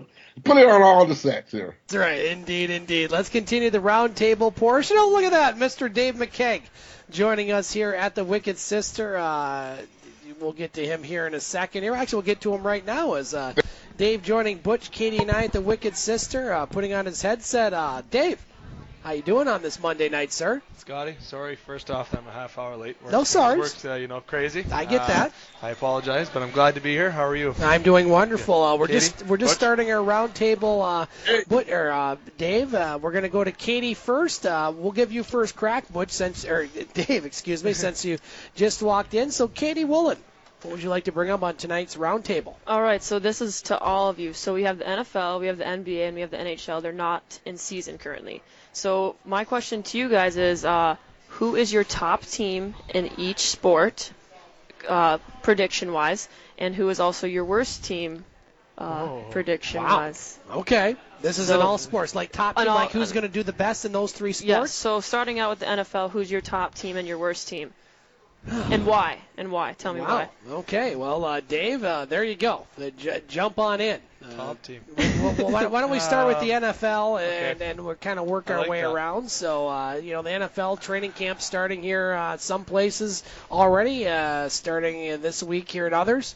Top team and worst team. Katie's topic. NFL, go. Oh, I'm going to be biased. I'm going to say Steelers for the top team. It's my team, the black and yellow bleeding, so The best running back in the game, best wide receiver in the game, great quarterback at the helm, great coach. Just their defense is really weak, which is scary, but that offense can put up 45 points, as we saw, but they might lose 48-45 or 45-42. But I feel like that's the team still to beat. Next to the Patriots, I got to give kudos to the Patriots and Eagles. Diving in the rough team, got to watch out for those Rams this year. Those Rams are going to be a team to watch. The worst team, oh God, I'm going to have to go. I'm going to go with the Giants. Still. Oh, wow. I'm going to go Even Giants. with that draft. Not the Cleveland Browns. Not the Browns yet. The Okay. Browns are going to be Okay. better than the Giants. I think this year the Browns are going to kind of turn a little bit of a thing. I am on the cusp of the Baltimore Ravens on that a little bit. But I feel even with Barkley going, that's great. Eli, I understand people are going to roll their eyes at that healthy Beckham coming back, but I still feel the Giants are going to have a timber of a season. I'm going to go that route. With NHL, I'm going to say flat out the best team in the National Hockey League. I'm going to have to go with, the Tampa Bay Lightning. I'm going to have to say that. I'm not biased with Toronto on that. I'm going to have to go with Tampa being up there as the team definitely to beat. They still are the team to beat. That team is absolutely filthy, especially if they can add Erik Karlsson to the mix if that does happen. So the worst team in the National Hockey League, I'm going to go with the Ottawa Senators. The Montreal Canadiens are up there for me as well, but I just feel like Ottawa is an absolute dumpster fire right now. And the Diamond in the Rough team, I like to throw that in there. I'm going to go with the Minnesota Wild this year. I think they're a team definitely to watch. Great jerseys. Yeah, great jerseys. And the other league was the NBA, right? Yes. Top team in the NBA. There's a tough one. Golden State Warriors, that's surprisingly going to say. The worst team in the NBA, I'm going to go with the New York Knicks. Oh, wow, not the Brooklyn Nets. Not the Nets, no. Okay. I know Kristaps Porzingis, I love saying that name, Bazinga. Someone know what that means for the Big Bang Theory. But I'm going to go with the Knicks. I feel like the Nets are going to struggle this year, but I'm going to say the Knicks are the worst team. I'll go next, then we'll get to Butch. NFL, best team this year. I like the Minnesota Vikings. That defense, number one defense last year. The defense is as good. They're not in a very tough division as far as, in my opinion, and they got Kirk Cousins joining a pretty good wide receiving core. I like Minnesota. Worst team, got to go with Cleveland until they actually win a few games. Cleveland, the worst team. NBA, best team, Golden State. Worst team, Brooklyn. I don't think that's going to change next year. NHL, best team, got to give it to the Capitals until they get knocked off. Washington right now is top dog. Worst team, Arizona. That team, that's not bad that team just can't get it going. Maybe Barrett Hayden will help them a little bit as far as the Soo Greyhounds. So that just quickly, those are some of mine. Butch, Katie's topic, go. Let's see. I think the Montreal Alouettes here getting Barry Manziel here is baby. I love it. I had to throw that one in here, but yeah, that is a trade I'll be watching. He's back with his old coach from his alma mater there, so maybe that will fly off the can here. But the NFL here, I think the worst team right now here, bar none. Man, that's somewhat tricky indeed here. I'm going to say, just for the heck of it, I'm going to say the New York Giants. I don't think. I don't think the Giants are going to be worth a good snuff. I think it's going to take them a while before they get better. The best team, I'm going to look at the Atlanta Falcons there. I think they're a better team than publicized there. I think Ryan is going to come back. I think with their crew of people that they did not lose coming back, they'll be more or less a competitor for the NFL championship there. In hockey, oh boy, I could say the Red Wings being the worst, but I won't. I'd buy that. Close to the edge on that one here. I'm going to say, I don't want to say the St. Louis Blues because I think they have made some marvelous improvements there. So I'm going to go ahead and deal with the big flaw and say I was going to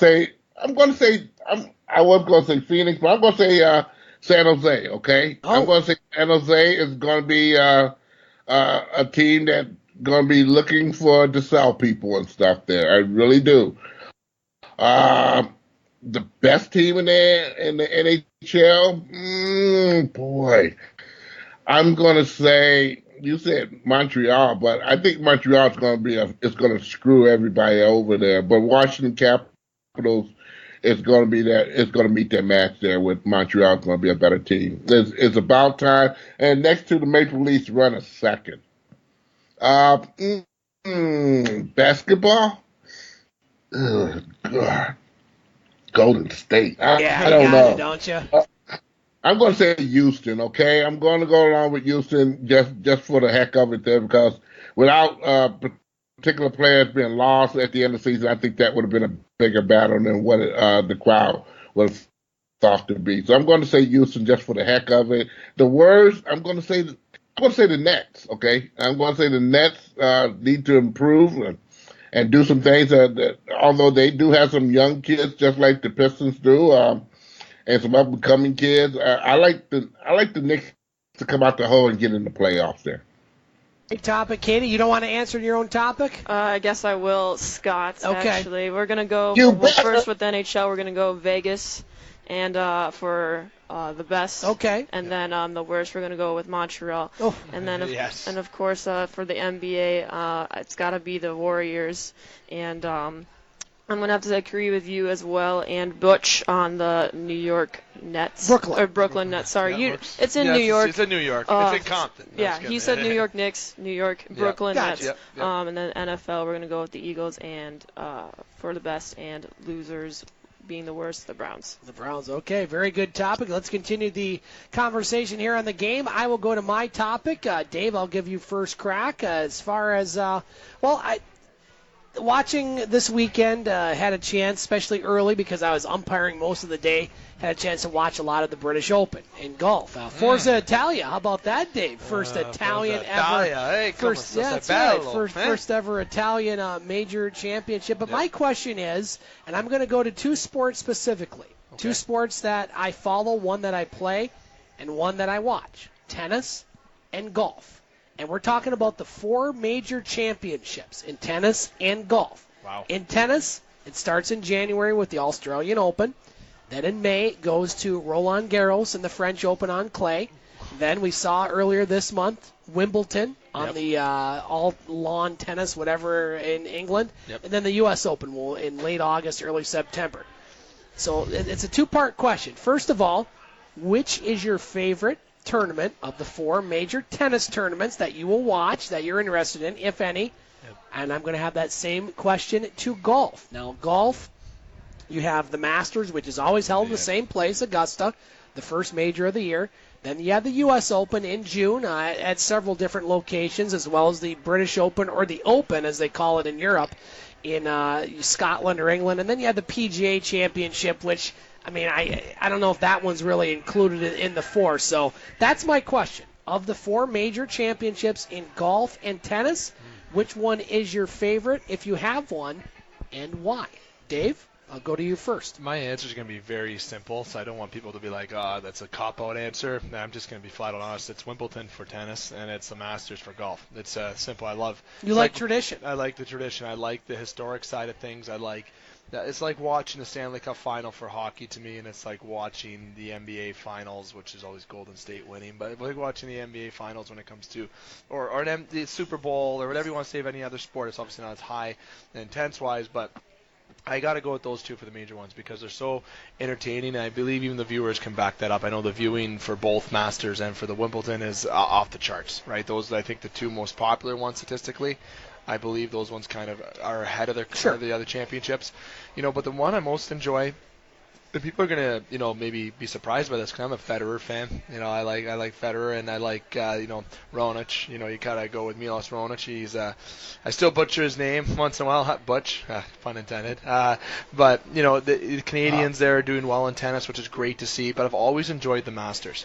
I've always enjoyed my boy Bubba Watson, and when he won, that was great. And when Weir won back in the day, that was awesome as well. So, I kind of enjoy watching the game of golf more towards the Masters. But let me tell you, those Wimbledon games, all those tennis this matches year's was insane. That's probably the best Wimbledon or the best tennis I've watched in a lot of time. So I think even that's coming tied with golf. It's hard to choose which one, but those are two for each sport for sure. Butch, we'll go to you. I know that you are a fan of both golf and tennis, and you've probably been at several of these events. My question, which of the four majors is your favorite in tennis and in golf?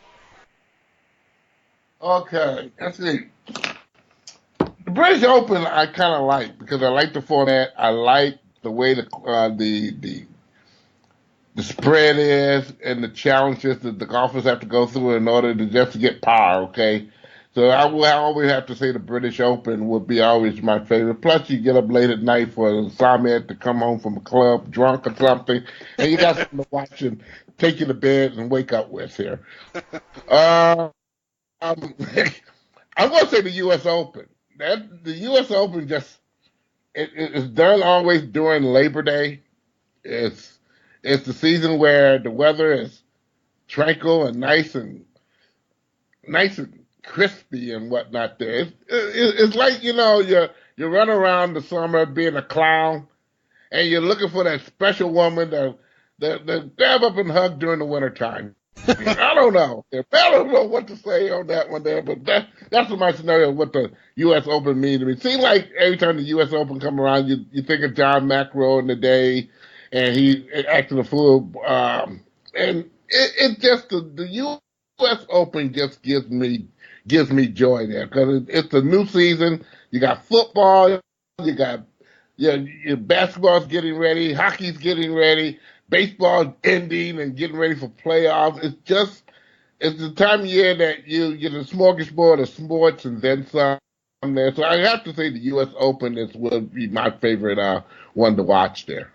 Yeah, I'll take next crack at this, gentleman and lady, and I'm going to agree with Butch on both. And again, I enjoy all the majors of both sports. Don't get me wrong. I enjoy watching several of the majors, but for me, golf, British Open. I love links golf. I love the pothole bunkers. I love 40-mile-per-hour winds. I love when players are getting +5, +6. And to me, that's just the most enjoyable one. I lived over there for 3 years. I'm not much of a golfer, but I did play a few times links golf. And, well, I figured that I sucked more than when I played golf here, which is hard to do because I stink at golf here. So I love the British Open. That's my favorite one. Tennis is a little bit closer. I had a chance to, the only of the majors that I've been to is Wimbledon. I had a chance to go to Wimbledon while living over in the United Kingdom, and that was an experience unlike any other that I've ever had in sports. Went the first 2 days of the tournament, got to see all sorts of players playing on the outer courts. I'll never forget Richard Williams, Serena and Venus's dad, was probably between here and the bar here, about 15 feet from me, taking pictures, talking to the patrons there. It was a lot of fun. But I agree with Butch. The U.S. Open, to me, is exciting. It's at a great time of year because, like Butch said, summer's ending. Football's starting, college football's starting, NHL's getting into preseason, NBA, everything's just kind of starting up again.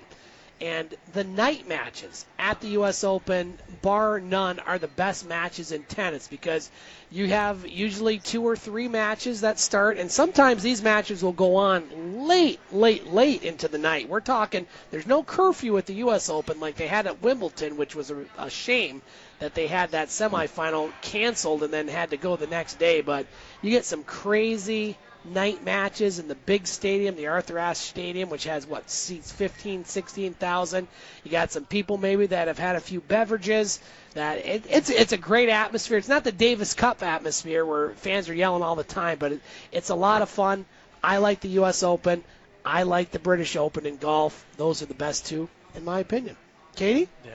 Do you have anything to say? No. Well, I do have a question for Dave because we touched on this on my segment, and obviously he's a Canadian, and we need to ask him the question about the Kawhi Leonard and the DeMar DeRozan Yeah, trade. let's have this for Dave and Butch because they haven't commented on this. And Butch is the one that called it many weeks ago. But we'll start with Dave first, then go to Butch. Dave, Kawhi Leonard, Toronto Raptor, DeMar Rosen of San Antonio Spurs. Your thoughts before we go to Butch? You know, I got to say flat out, when that Butch did call that 100%. The rumors were always there for the Raptors, but we figured, you know, was it the Lakers was going to actually do it, or if he was going to stay.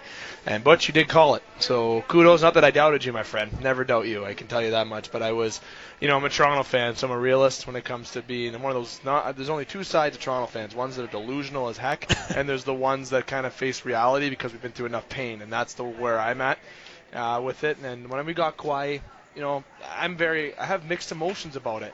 Usually you get excited about having somebody of that star-studded talent, like arguably top 5 player, if not top 3 player when healthy. You know, I know you got LeBron, Kevin Durant, and maybe Curry when you think of that. Or, you know, you have Westbrook, you have Antetokounmpo, who I'm a big fan of, as you guys know. So, but you got to think of in that realm, that's where Leonard falls. You know, and they moved DeMar DeRozan, whom is a 9-year, loyal player to that organization that started as an 18-year-old for that organization, worked his way up and has played fantastic. And this year, you know, his presence on the court was known. The Pistons will tell you that flat out. Look what he did at Little Caesars Arena when he stamped right through 5 players on the Pistons and dunked. And one of those players is Blake Griffin. So this guy is no joke in being a basketball player. And the guy is locked up for, I believe, 4 years. 4 more years, top of my head. I think maybe even 3. I don't know if Butch has confirmation on that. But, you know, there's someone who's been loyal to the organization. But Masai Ujiri, I'm going to say a couple things. In my show this Wednesday, where we talk, obviously, in the pocket, and we talk basketball and variety, is going to be big on this, And we had a lot of different guests that are my friends that want to put their opinion on and put on the show. So I'm excited to have that kind of come out on when we aired Wednesday/Thursday. But when you have somebody of that stature of DeMar DeRozan get moved, and you have Dwayne Casey fired, someone who's coach of the year, I honestly think Masai Ujiri traded 2 individuals that didn't have to be moved. I know he said that change has to be made. He's 100% right. I believe it did. He just got swept by the dinosaur killer himself, LeBron James. Wow. But now LeBron's out of the equation. He's an LA Laker and around some young guys. And, you know, there's a lot of bold moves LA has made this year, but now the East is wide open. You know, you got the Celtics with Kyrie and Horford, you got and Hayward, you got the guys there, you got the 76ers. I'm a fan of the 76ers. Trust the process since the start, you know, like they're going to be very good. Antetokounmpo, the Bucks are no joke. And I don't even think the Pistons are a joke. I think the Pistons are young and they're good. And Dwayne Casey's there now at the helm. Like, Pistons fans should be excited for some good basketball there. And you're going to hear with my buddy Anthony Greckhardt. I have a pre-record of him coming on for Wednesday, and he had a lot of good things to say about the Pistons. So I must say, though, getting back on track, the Raptors this year see the East as a wide open area, and they had the same team that was being courted. Like, if they didn't trade DeMar DeRozan or Jakob Poeltl, they would have had the same team courted, Now, getting to the 2 things I said, the change in the same team on the court, the 2 people that were traded did not need to be traded. That was not the change that needed to be done. Valanciunas, Kyle Lowry, those are the guys you had to move. Not Dwayne Casey, not DeMar DeRozan. But now you got to look on the other side, putting the same team on the court. It hasn't worked. Despite LeBron is the reason why it didn't work out, that is not a reason why you change a team. You look at your X's and O's and say, okay, where can I use these guys and what needs to change? I see Valanciunas as a big exclamation mark that needs to go. And I'm a fan of Ibaka, but, you know, there's some room to be made there to upgrade, because DeMar DeRozan and Kyle Lowry aren't going to cover LeBron James. But now you don't have to worry about LeBron. You got to worry about Kyrie. You got to worry about Antetokounmpo. And now Leonard against Antetokounmpo, I'm taking Leonard over him, despite how much I love Giannis. At the end of the day, the same team that was on the court needed to be changed. But again, going back to what I said, they didn't need to make the moves that they did already with Casey and DeMar. But now you got to think of the other side. The Raptors like, hey, look, we just moved a big contract, and let's get real. DeMar and Masai Ujiri, the Masai himself, I like to call him. You know, I'm still believing his GM abilities. There was something wrong there. There was something going on. You know, they never had good communication with DeMar going into last year, if you want to refer to something where they had issues communication-wise. This year they said, he's not going to get traded, and look what happens. He gets traded. He removed all of his posts from his Instagram page 2 days prior to the trade, and everyone had that going, what was happening with Kawhi Leonard. So quickly, 6, I know we're limited on time. I got to say that, you know, the trade that was made was a quick reaction trigger by Masai Ujiri, and he made the trade simply on impulse. And I don't think he should have moved DeMar DeRozan. I feel if we have Leonard and DeRozan, it's better than Lowry. It's better to have DeRozan and Leonard than it is to have Lowry and Leonard. Okay, so I know maybe the San Antonio Spurs weren't going for Lowry going the other way. Don't know if they tried that. But trade had to be done here, and the Raptors are still making change. I'm very excited to see, because if Leonard is healthy, this team's making the finals. I'm going to flat out say it right now. If Leonard plays a full 75 to 82 games in that range, then he plays as good as he can, the Raptors will not only make the finals, they'll steamroll the competition to get to the finals. Because of Ibaka, who's been playing well, even though, despite I just said that he could be moved, he's been playing well defensively.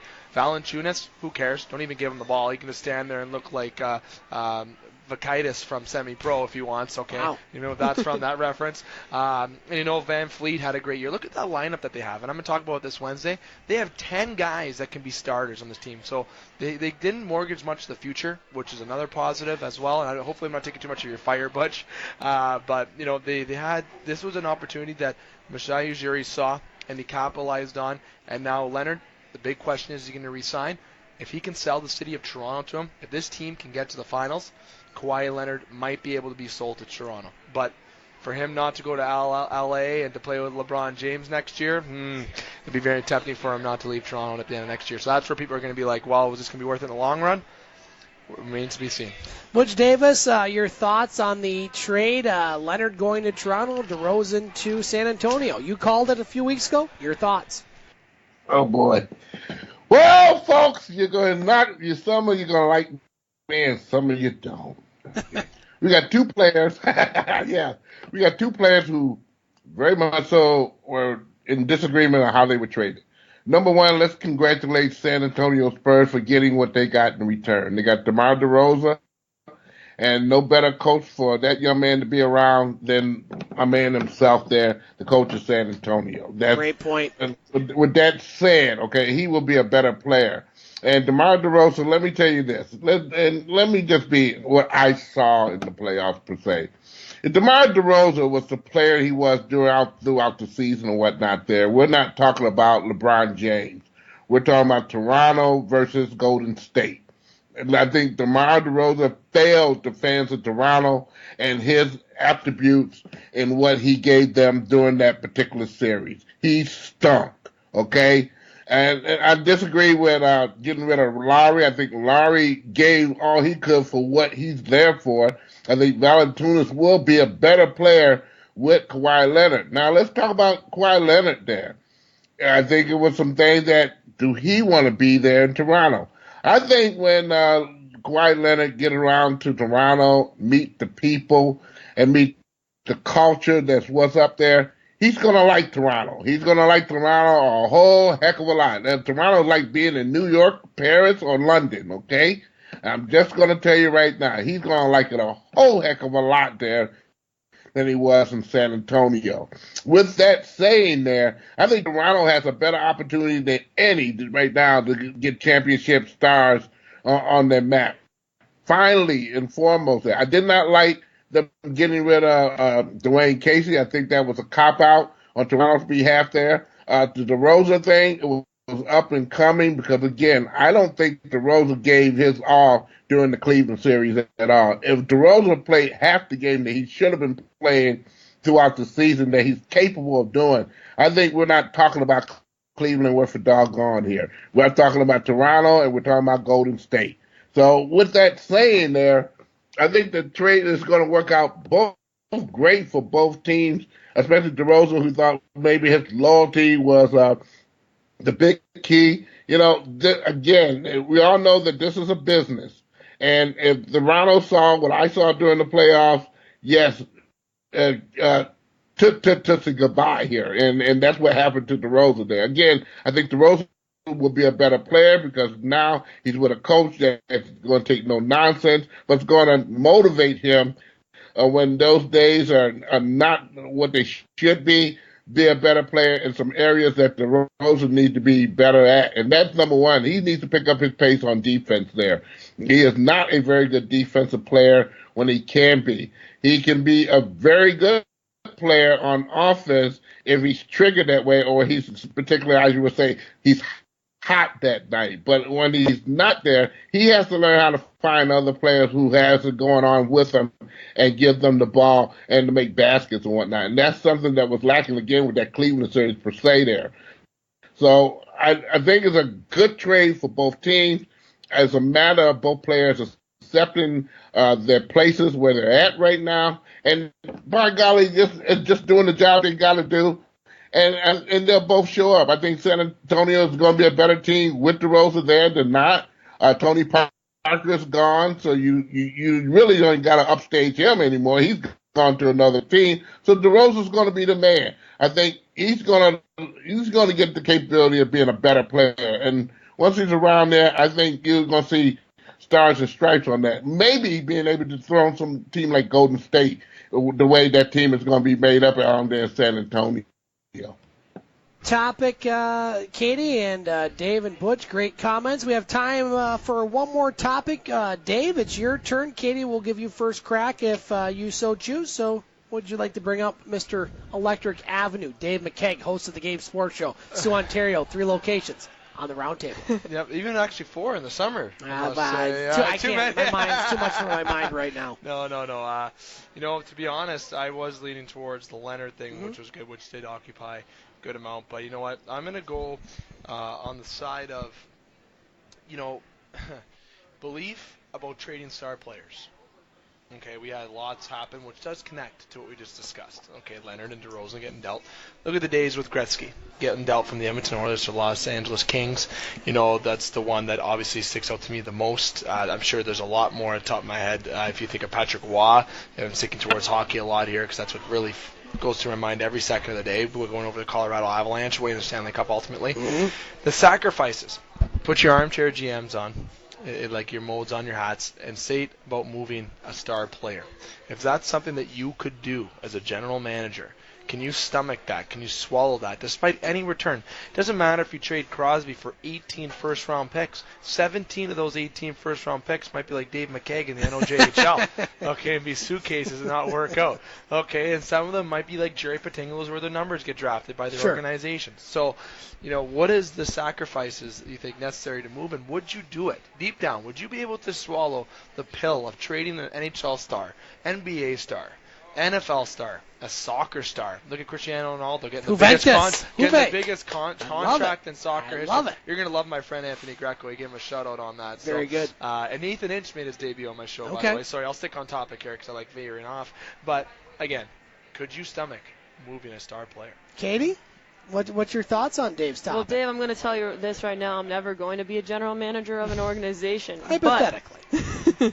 Put your armchair GM with modes on. But if I were, I wouldn't say Tough, eh? You would have to not be able to care what other people think, what your city thinks, what your whatever organization thinks, the state, wherever it is, I don't know, the country. For the GM, but it's just I personally couldn't take on that toll as being a GM. Scott, you want to help me out here? Well, and Dave mentioned it here before we go to Butch. The one I remember the most, and the one that was the most shocking, I was very young when it happened, but Wayne Gretzky leaving Edmonton. Yeah. I mean, that was a shock. And I don't know if was Glenn Sather the general manager then. Yes, he was. He was the coach GM. Peter Pocklington was the owner. Wow, yes. I mean, you want to talk about some hate, and you want to talk about some angry people in Edmonton with Wayne Gretzky. Oh, I mean, it was a shock. It was absolutely just unheard of at that time. I mean, this is a guy that brought Edmonton 4 Stanley Cups, I believe, in his term. Yeah, and then they go and he goes to Los Angeles, and you don't see the big name trades, if you will. You see a lot of big name players like LeBron James be free agents and decide to go where they choose. But to have a player under contract and to deal them to another, it just doesn't happen that much anymore. And as a hypothetical general manager, and having somebody like Wayne Gretzky, having somebody like Sidney Crosby, I mean, how is Pittsburgh ever going to get rid of Sidney Crosby? What would they give up? What would they have to get players or something in for him?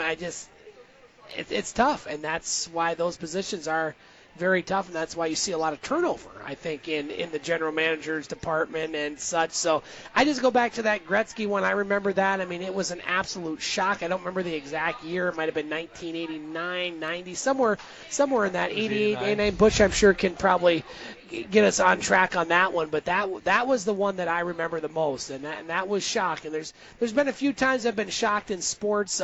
That was a shock. I remember when Magic Johnson announced that he had HIV. That was, one of those absolute shocks. It was 88. So, yeah, I knew it was the late 80s there. Edmonton did win in 1990, I believe, the Stanley Cup. But, do you want to know what the trade was? What's that? Do you want to know what the trade was? Oh, boy, yeah. Who was the trade before we go to Butch? Wayne Gretzky, along with Marty McSorley and Mike Krushelnyski. Yep. Thank you. To the Los Angeles Kings for Jimmy Carson. Jimmy Carson. Jelena. Yep. $15 million in cash, and the Kings' first-round picks in 89, 91, and 93. And they did make a Stanley Cup, I believe, in 93, where they lost to Montreal, the last Canadian team to win the Stanley Cup. Butch, I'll go to you before we get to our thumbs up and thumbs down for the week on Dave's topic. I'll stay locally on this particular one because I've seen it come and go there. I watch the Detroit Lions and how a team can kind of fail and whatever it may be. I remember the Lions once upon the quarterback, number 17 for the Detroit Lions, at that point in time, he got traded to Chicago. It seemed like, Kramer. Eric Kramer, yep. It would start the season all the time on the bench, okay? But it seemed like when they had to have it, for the Lions to go to the playoffs, Kramer would come off the bench, or then they would start him, and the Lions go to the playoffs there, okay? And that's a general manager move, or it could be a good coaching move. I remember when Scotty Bowman came here, and Detroit Red Wings was a subpar team. They were doing some winning with Doc Lemare or whatever it may be, the guy who couldn't count or read. I hate to say that, but that is true. But Scotty Bowman changed the electricity of the whole doggone place. And he made Steve Yzerman change his game. He made Fedorov change their game. And Detroit Red Wings became a better team. I remember when Jim Leland came here to Detroit Tigers. Detroit Tigers was swimming in crap, okay? And Jim Leland, after 10 games, I remember the home game where I was came in the locker room, and they didn't let us in for about 15 minutes. And finally, when we got to the locker room to talk to Jim Leland, he said, "This is what this is what the deal is, young boys and girls, and men and women. I thought we stunk. Whatever happened last year, it stays from last year. This is this year. I'm here now. The coaches got to do a better job. I will do a better job, and you players will do a better job, or you will not be here. Now, everybody get out of my doggone office." Just like that. And Detroit won a pennant that year, okay? They went to the World Series. I've seen a lot of scenarios, but again, that's why I kind of mentioned last week, and the truthfulness of the Detroit Tigers situation, and it's got nothing to do with Gardenheimer. I think he's a mellow kind of guy, for what he's been through the past couple of years. But, I talked about it with some colleagues this weekend. It's a doggone shame that some of the Tigers coaches from their minor league systems don't get moved up, okay? And I think the Tigers would be a lot better team if they had those Lance Parishes and some of those coaches come on up there. Yes, Bull Durham is up here. Leon Durham, as we call him, his real name, is up here as assistant hitting coach there, but not the main cog that a lot of these players have played under and was coached under in their more successful time in minor league baseball. It's a tricky situation, but you got to have some influence. I think Casey's going to give that to the Detroit Pistons this year, miles and miles and miles. And I don't think they're going to play the lack of defensive game that they have been playing in a long time. Well, you're going to see some people get traded. And Andre Drummond is not off that trade list when it comes down to the Pistons, knowing good and well if they trade that young man, they're going to get something for him big time, okay? He's not going to be just flopped around where they get a little piece of bait there. They're going to get some big-time talent in exchange for him there. So I don't think the Pistons are scared anymore. Same thing happened when Chuck Daly came here. And they went the whole ring around. But when they bring Mark Aguirre there, that's when the Pistons were a better team. So you got to have some savvy there when it comes down to making some moves. It may not be the most popular move that everybody wants to see, and although those cultures gone, that's why I say with the Rosa, I think he's going to be a better player than he was in Toronto, regardless of the loyalty, lack of loyalty he says that Toronto had. He's going to be a better player down the road a piece there. He has a locked-in contract for like 3 years there, so that's something they don't have to worry about. So all you got to worry about is making himself a better player to get a championship. And I no better place for him to be in San Antonio, where they have championship roots down there, and a lot of players to come back to teach him some things that he did not learn in Toronto there. So yes, a general manager and a good coach working together has a lot to do with how the scenario can change, more or less for the positive than the negative. Great topics, everyone. Let's get to our thumbs up and thumbs down for the week. Katie, ladies first. We'll start with you. Do you have any thumbs up and thumbs down this week? We'll have 2 thumbs up, Scott, but I'm going to save my 1 thumbs up for next week because it's information that I cannot tell right now. Wow. It's actually a local topic. Rosemary's son, Patrick, for football. But we're going to leave that to next week. Sounds good. But for this week, we're going to stick it out with some professional baseball, and that'll be the Tigers. And I know that sounds weird, but the thumbs up is just because of Saturday's game with the Tigers. The Tigers, great win. Yeah, Jose Iglesias in Game 2 for the weekend. He was 2 for 3, and he had a home run. 4 runs batted in, I believe, and also a 2-run double. So he was kind of the reason why offensively that they won that game, winning that game 5-0. And then the thumbs down has to be with that being Sunday, losing 9-1 against the Boston Red Sox. To me, you should be able to carry that energy from the game in Saturday and winning that game 5-0. And it just kind of shows the Tigers' inconsistency, and to me that's unacceptable. So those are my thumbs up and down for the week. Very good, Katie. Dave McCaig, your thumbs up and thumbs down for the week, sir. People are going to be surprised based on my reaction with the DeMar DeRozan Kawhi Leonard trade, but I got to give a thumbs down to both. It's all 1 thumbs down, so I must elaborate on that. Masai Ujiri and DeMar DeRozan, because of their reaction of the trade. His press conference was, I don't think he even knew what the heck he was saying when he went up there. I think he probably did 6 shots of tequila, followed by whiskey and some Wicked Sister beverages. Sounds good to me. And then he went up and said, hey, I'm going to let it filter out. Sign me up. And then DeRozan got turned into a little bit of a, I must say, respectively, a crybaby. Okay. A little bit. And then he had a good post afterwards because he realized what he said wasn't the best thing. So, be professional. I traded him because it's the best fit. I got traded. Thanks for the opportunity. It's not that hard. Close the microphone. I know I can't hold my stuff, especially when it came to Kevin Durant 2 years ago, but you learn after experience, I'd like to say. So learn from your mistakes. Masai, you're a better man than that. I expected a better press conference. And DeMar, if you really want a statue built in Toronto, figuratively speaking, you got to be a bit more mature than that. But even though your post is pretty nice, I must say. Thumbs up. I'm actually going to go Kawhi Leonard as 1. He was excited. He flew to Toronto basically right away. He went right to the practice facility, took pictures with half a smile, though. Not a full smile. Must be. That's better than nothing. Yeah, he had at least he had a little bit of a smile there at the end of it all. And I'm going to continue going to my thumbs up. I got 2 of them this week, all positives, because it was quite the busy day at work, so I got to stay positive. It was a Monday. Thank for us all. It was, yes. Northern Superior Brewery in Sault Ste. Marie, Ontario. I announced on the show last week about their big partnership and sponsorship with our show, especially over in Canada. Butch has been asking about this. We'll talk. We're going to talk more about this before we close off. I'll just say, I'll say more. I got to give them a thumbs up, and Trevor Zachary especially. God, that guy's a workhorse. You think that maybe I am or yourself. This guy is really been on top of things, and very excited to have them aboard. So very good, very good. I'll get to mine before we get to Butch's. 2 thumbs down. First of all, to the Hamilton Tiger Cats.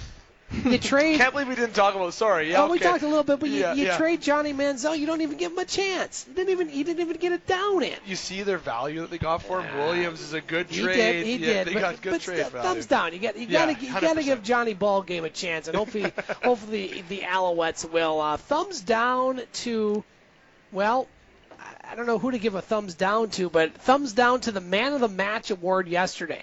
Now it's International Championships Cup time for the international soccer as it's the preseason. Basically, it's the soccer preseason is what's going on now. And there was a game yesterday in Charlotte, North Carolina between Liverpool and Borussia Dortmund.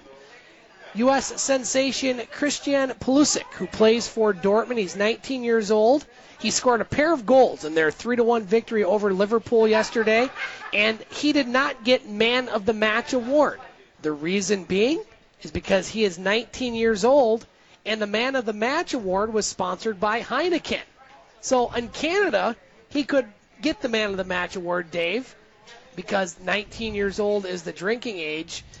However, he couldn't get Man of the Match because he's not 21. You can wear your uniform in this country and die for your country, but you can't have a drink. Ridiculous. Lower the drinking age to 18 for crying out loud. Yeah, I mean, you know what ours is in Canada? I don't want me to rub it in. What's that, 19? 19. 19, exactly. 19 years old. Now, what's this love note you're giving me? I love that love note. You got to give a shout out to Cristiano Ronaldo. Absolutely. You yeah, I know that's coming up for you. So that's Juventus. That's my team. That's my Italian team. I think I took your smoke. That's all right. Well, you guys can legally smoke here in a few months over there. Thumbs up to Francesco Molinari of Italy. Did I get that, Francesco? I got to get it right. The British Open champion yesterday, a bogey-free weekend. And let me tell you, that's hard to do at Carnoustie in Scotland because the winds were whipping, and a great job by Molinari. And thumbs up locally here. I mentioned it in the first hour. I had a chance to umpire a Little League softball tournament this weekend put on by the Sioux Legacies softball team and by Linda Beauvais, who's really been the instrumental voice as far as getting softball back on the map here in Sault Ste. Marie.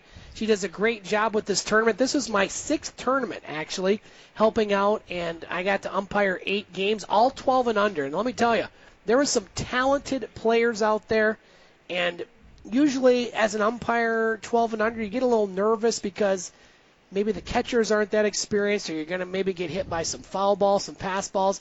I got hit once in 8 games. Wow. The catchers were absolutely amazing. This one girl, she came up to me. I believe it was a team from Saginaw. She shook my hand. She says, "Hi, my name's Peyton, sir. I'm here to protect you."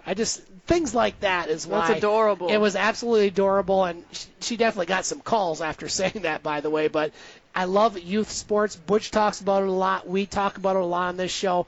Go out and support your local young athletes. We had the representative earlier from the Sault Michigan Hockey Association.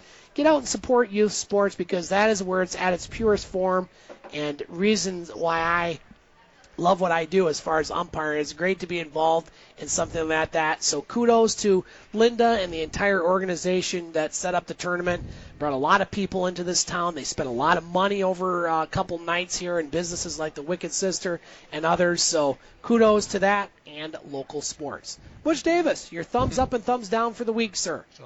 And while I listen to you guys here, I'm looking at Triple H and Stephanie McMahon and Vince in the ring right now, getting ready to give this particular announcement that we broke on the show today. Aren't you happy, boys and girls, that we do our work? Very good. Yeah. But let me do some work on you guys here. I think, and let's take it to Chicago. Javier Baez. Boy, thumbs up for him here as he treated a young kid, no more than 5 years old. One of the coaches gave him a ball, threw it to the kid, he went under the seat, and some grown man, you stink, took the ball from a kid here and gave it to his girlfriend, and she stinks too because she should have gave it back to the kid who it was intended for. But Javier Baez came back and gave the young man 2 balls, one that he signed, and they were happily ever after. So now you got the thumbs down for the 2 couples who took a ball away from a little kid, 5 years old, and his mother was there, couldn't protect herself. I would have hit him with a person. She would have been thrown out the game, but she didn't do it. Okay? And I just got finished watching laugh in here, man. Boy, oh boy. Those are my thumbs up and thumbs down there for the week here. That incident in Chicago, a bad incident indeed on national TV that came out to be a good one. I watched that at Comerica Park, and I laughed my rear end off there when I heard the results of that there. Great stuff, Butch. Let's go around the horn before we end. Katie, still going in the sales staff here at Eagle 95.1.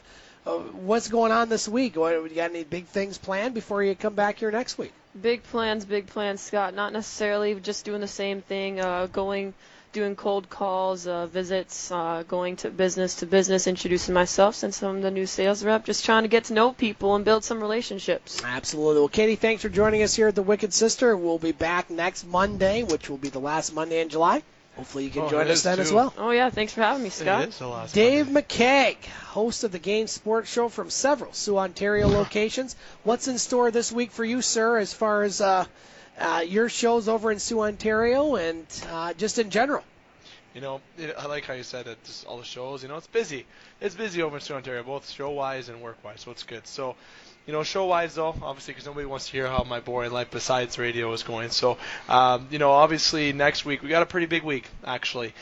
We announced our partnership with Northern Superior Brewery, which is fantastic. I did my annual RV booze cruise on Friday, and I ran into Mr. DeCorpro at Northern Superior Brewery while only 2 beers in, I must have had. So it's a good thing. And also the brewmaster, Blake Winter, and we discussed a product that I can actually officially announce, which is nice. We're making a beer after the sports show that's going to be sold in Sault, Ontario. Holy mackerel. We don't know the title yet, but we're leaning towards the Game Something Something Lager. I'm not going to say that something because it gives away the flavor. So we're pretty excited. It might even be an ale. We don't know. Those are the two kind of teasers I can state. So Northern Superior Brewery, we start there August 5th officially. Then in September, it'll be every Thursday that we're going to be at Northern Superior Brewery. Now, this week, Wednesday, we're at Sports Center Bar and Grill for our second weeks. In the summers, we're every second week until September, where we're back to every week at Sports Center. This week at Sports Center, it's an action-packed show. We have, from what Jamie Athanel has told me, we have 4 players from the SaberCats coming on, 2 being used in each interview. So we're going to have the SaberCats update plus a local football and our In the Pocket segment, along with a big NBA segment, obviously, in terms of the Toronto Raptors trade and reaction. And I got multiple clips in my phone of friends that wanted to put in reaction to the show, so I feel bad for whoever's editing my show. As it's a lot of sporadic things going on. And also, we're going to be talking a little at WWE. Oh, fantastic. There Nathan we go. Inch finally making his debut we've been waiting on for him. The show. The character is an absolute beauty. He's hilarious. He put on quite a show, I must add. I'm pretty excited for him to come on sporadically and surprise the listeners. Thursday, we'll be at Silver Creek. Myself, Brendan Brooks, will be our special guest alongside Brad Cochimilio and Justin Heichel. If you don't know who Brendan Brooks is, he's been on the show numerous times. He's a professional European hockey player, broke records. He's playing pro hockey over in North America as well. Then Sunday, we will be at Boston Pizza, and that will be our last show at Boston Pizza Sault Ste. Marie. The name is changing, not to Kelsey's. I gotta say, I'm gonna be the first one to say it. For the first year, it will not be Kelsey's. It'll be called Taps. Aaron Grisdak, the current GM of Boston Pizza, has taken over a local spot called Taps, and the Game Sports Show will have some special edition shows sporadically throughout the year there every Sunday throughout the year. So we're going to have 4 locations throughout the year that I may be able to announce officially Wednesday until Kelsey's takes over in 2020. So I give Aaron a little credit. So we have Sports Center Wednesday, Silver Creek Thursday, and we have Boston Pizza on Sunday for our final show before next week. We have our big opener at Northern Superior Brewery, which I'm, Scotty, very excited to bring on and very happy to have on because we're going to have the first hour of our shows. We'll be talking Thunderbirds, and the Soo Greyhounds are going to be on.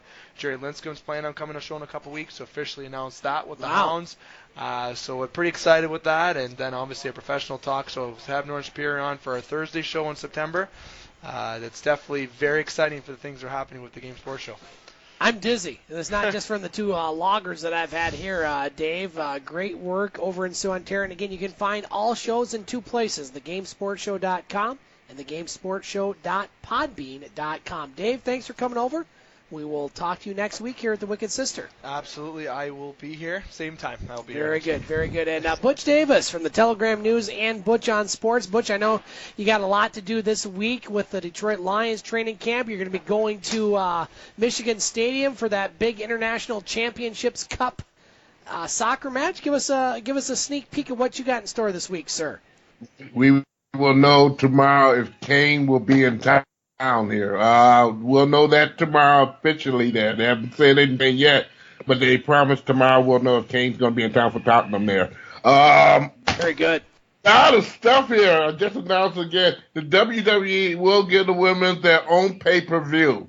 That's going to happen. that is going to happen. We have talked that up for the last, I guess, many, many times. But again, it's going to finally come true for the women. They're going to get their own pay-per-view for this particular there. And again, Vince McMahon showing up. It got to be something special there. A lot of Lions this weekend. Ann Arbor.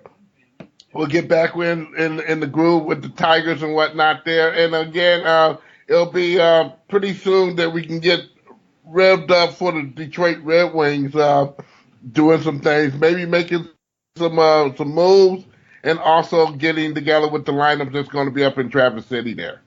Butch, thanks for joining us this week. Dave, I forgot to mention before you got here that Butch will be coming up the weekend of September 21st, 22nd, and 23rd. We have high school football, Soo Eagles, Soo Greyhounds, the Game Sports Show. You ready to show him your side of the border? Oh, I'm ready to show him my side of the border. I think he can handle it, though, because he has that in him. And you know what? We have a lot going on this year. This is a big year for the show.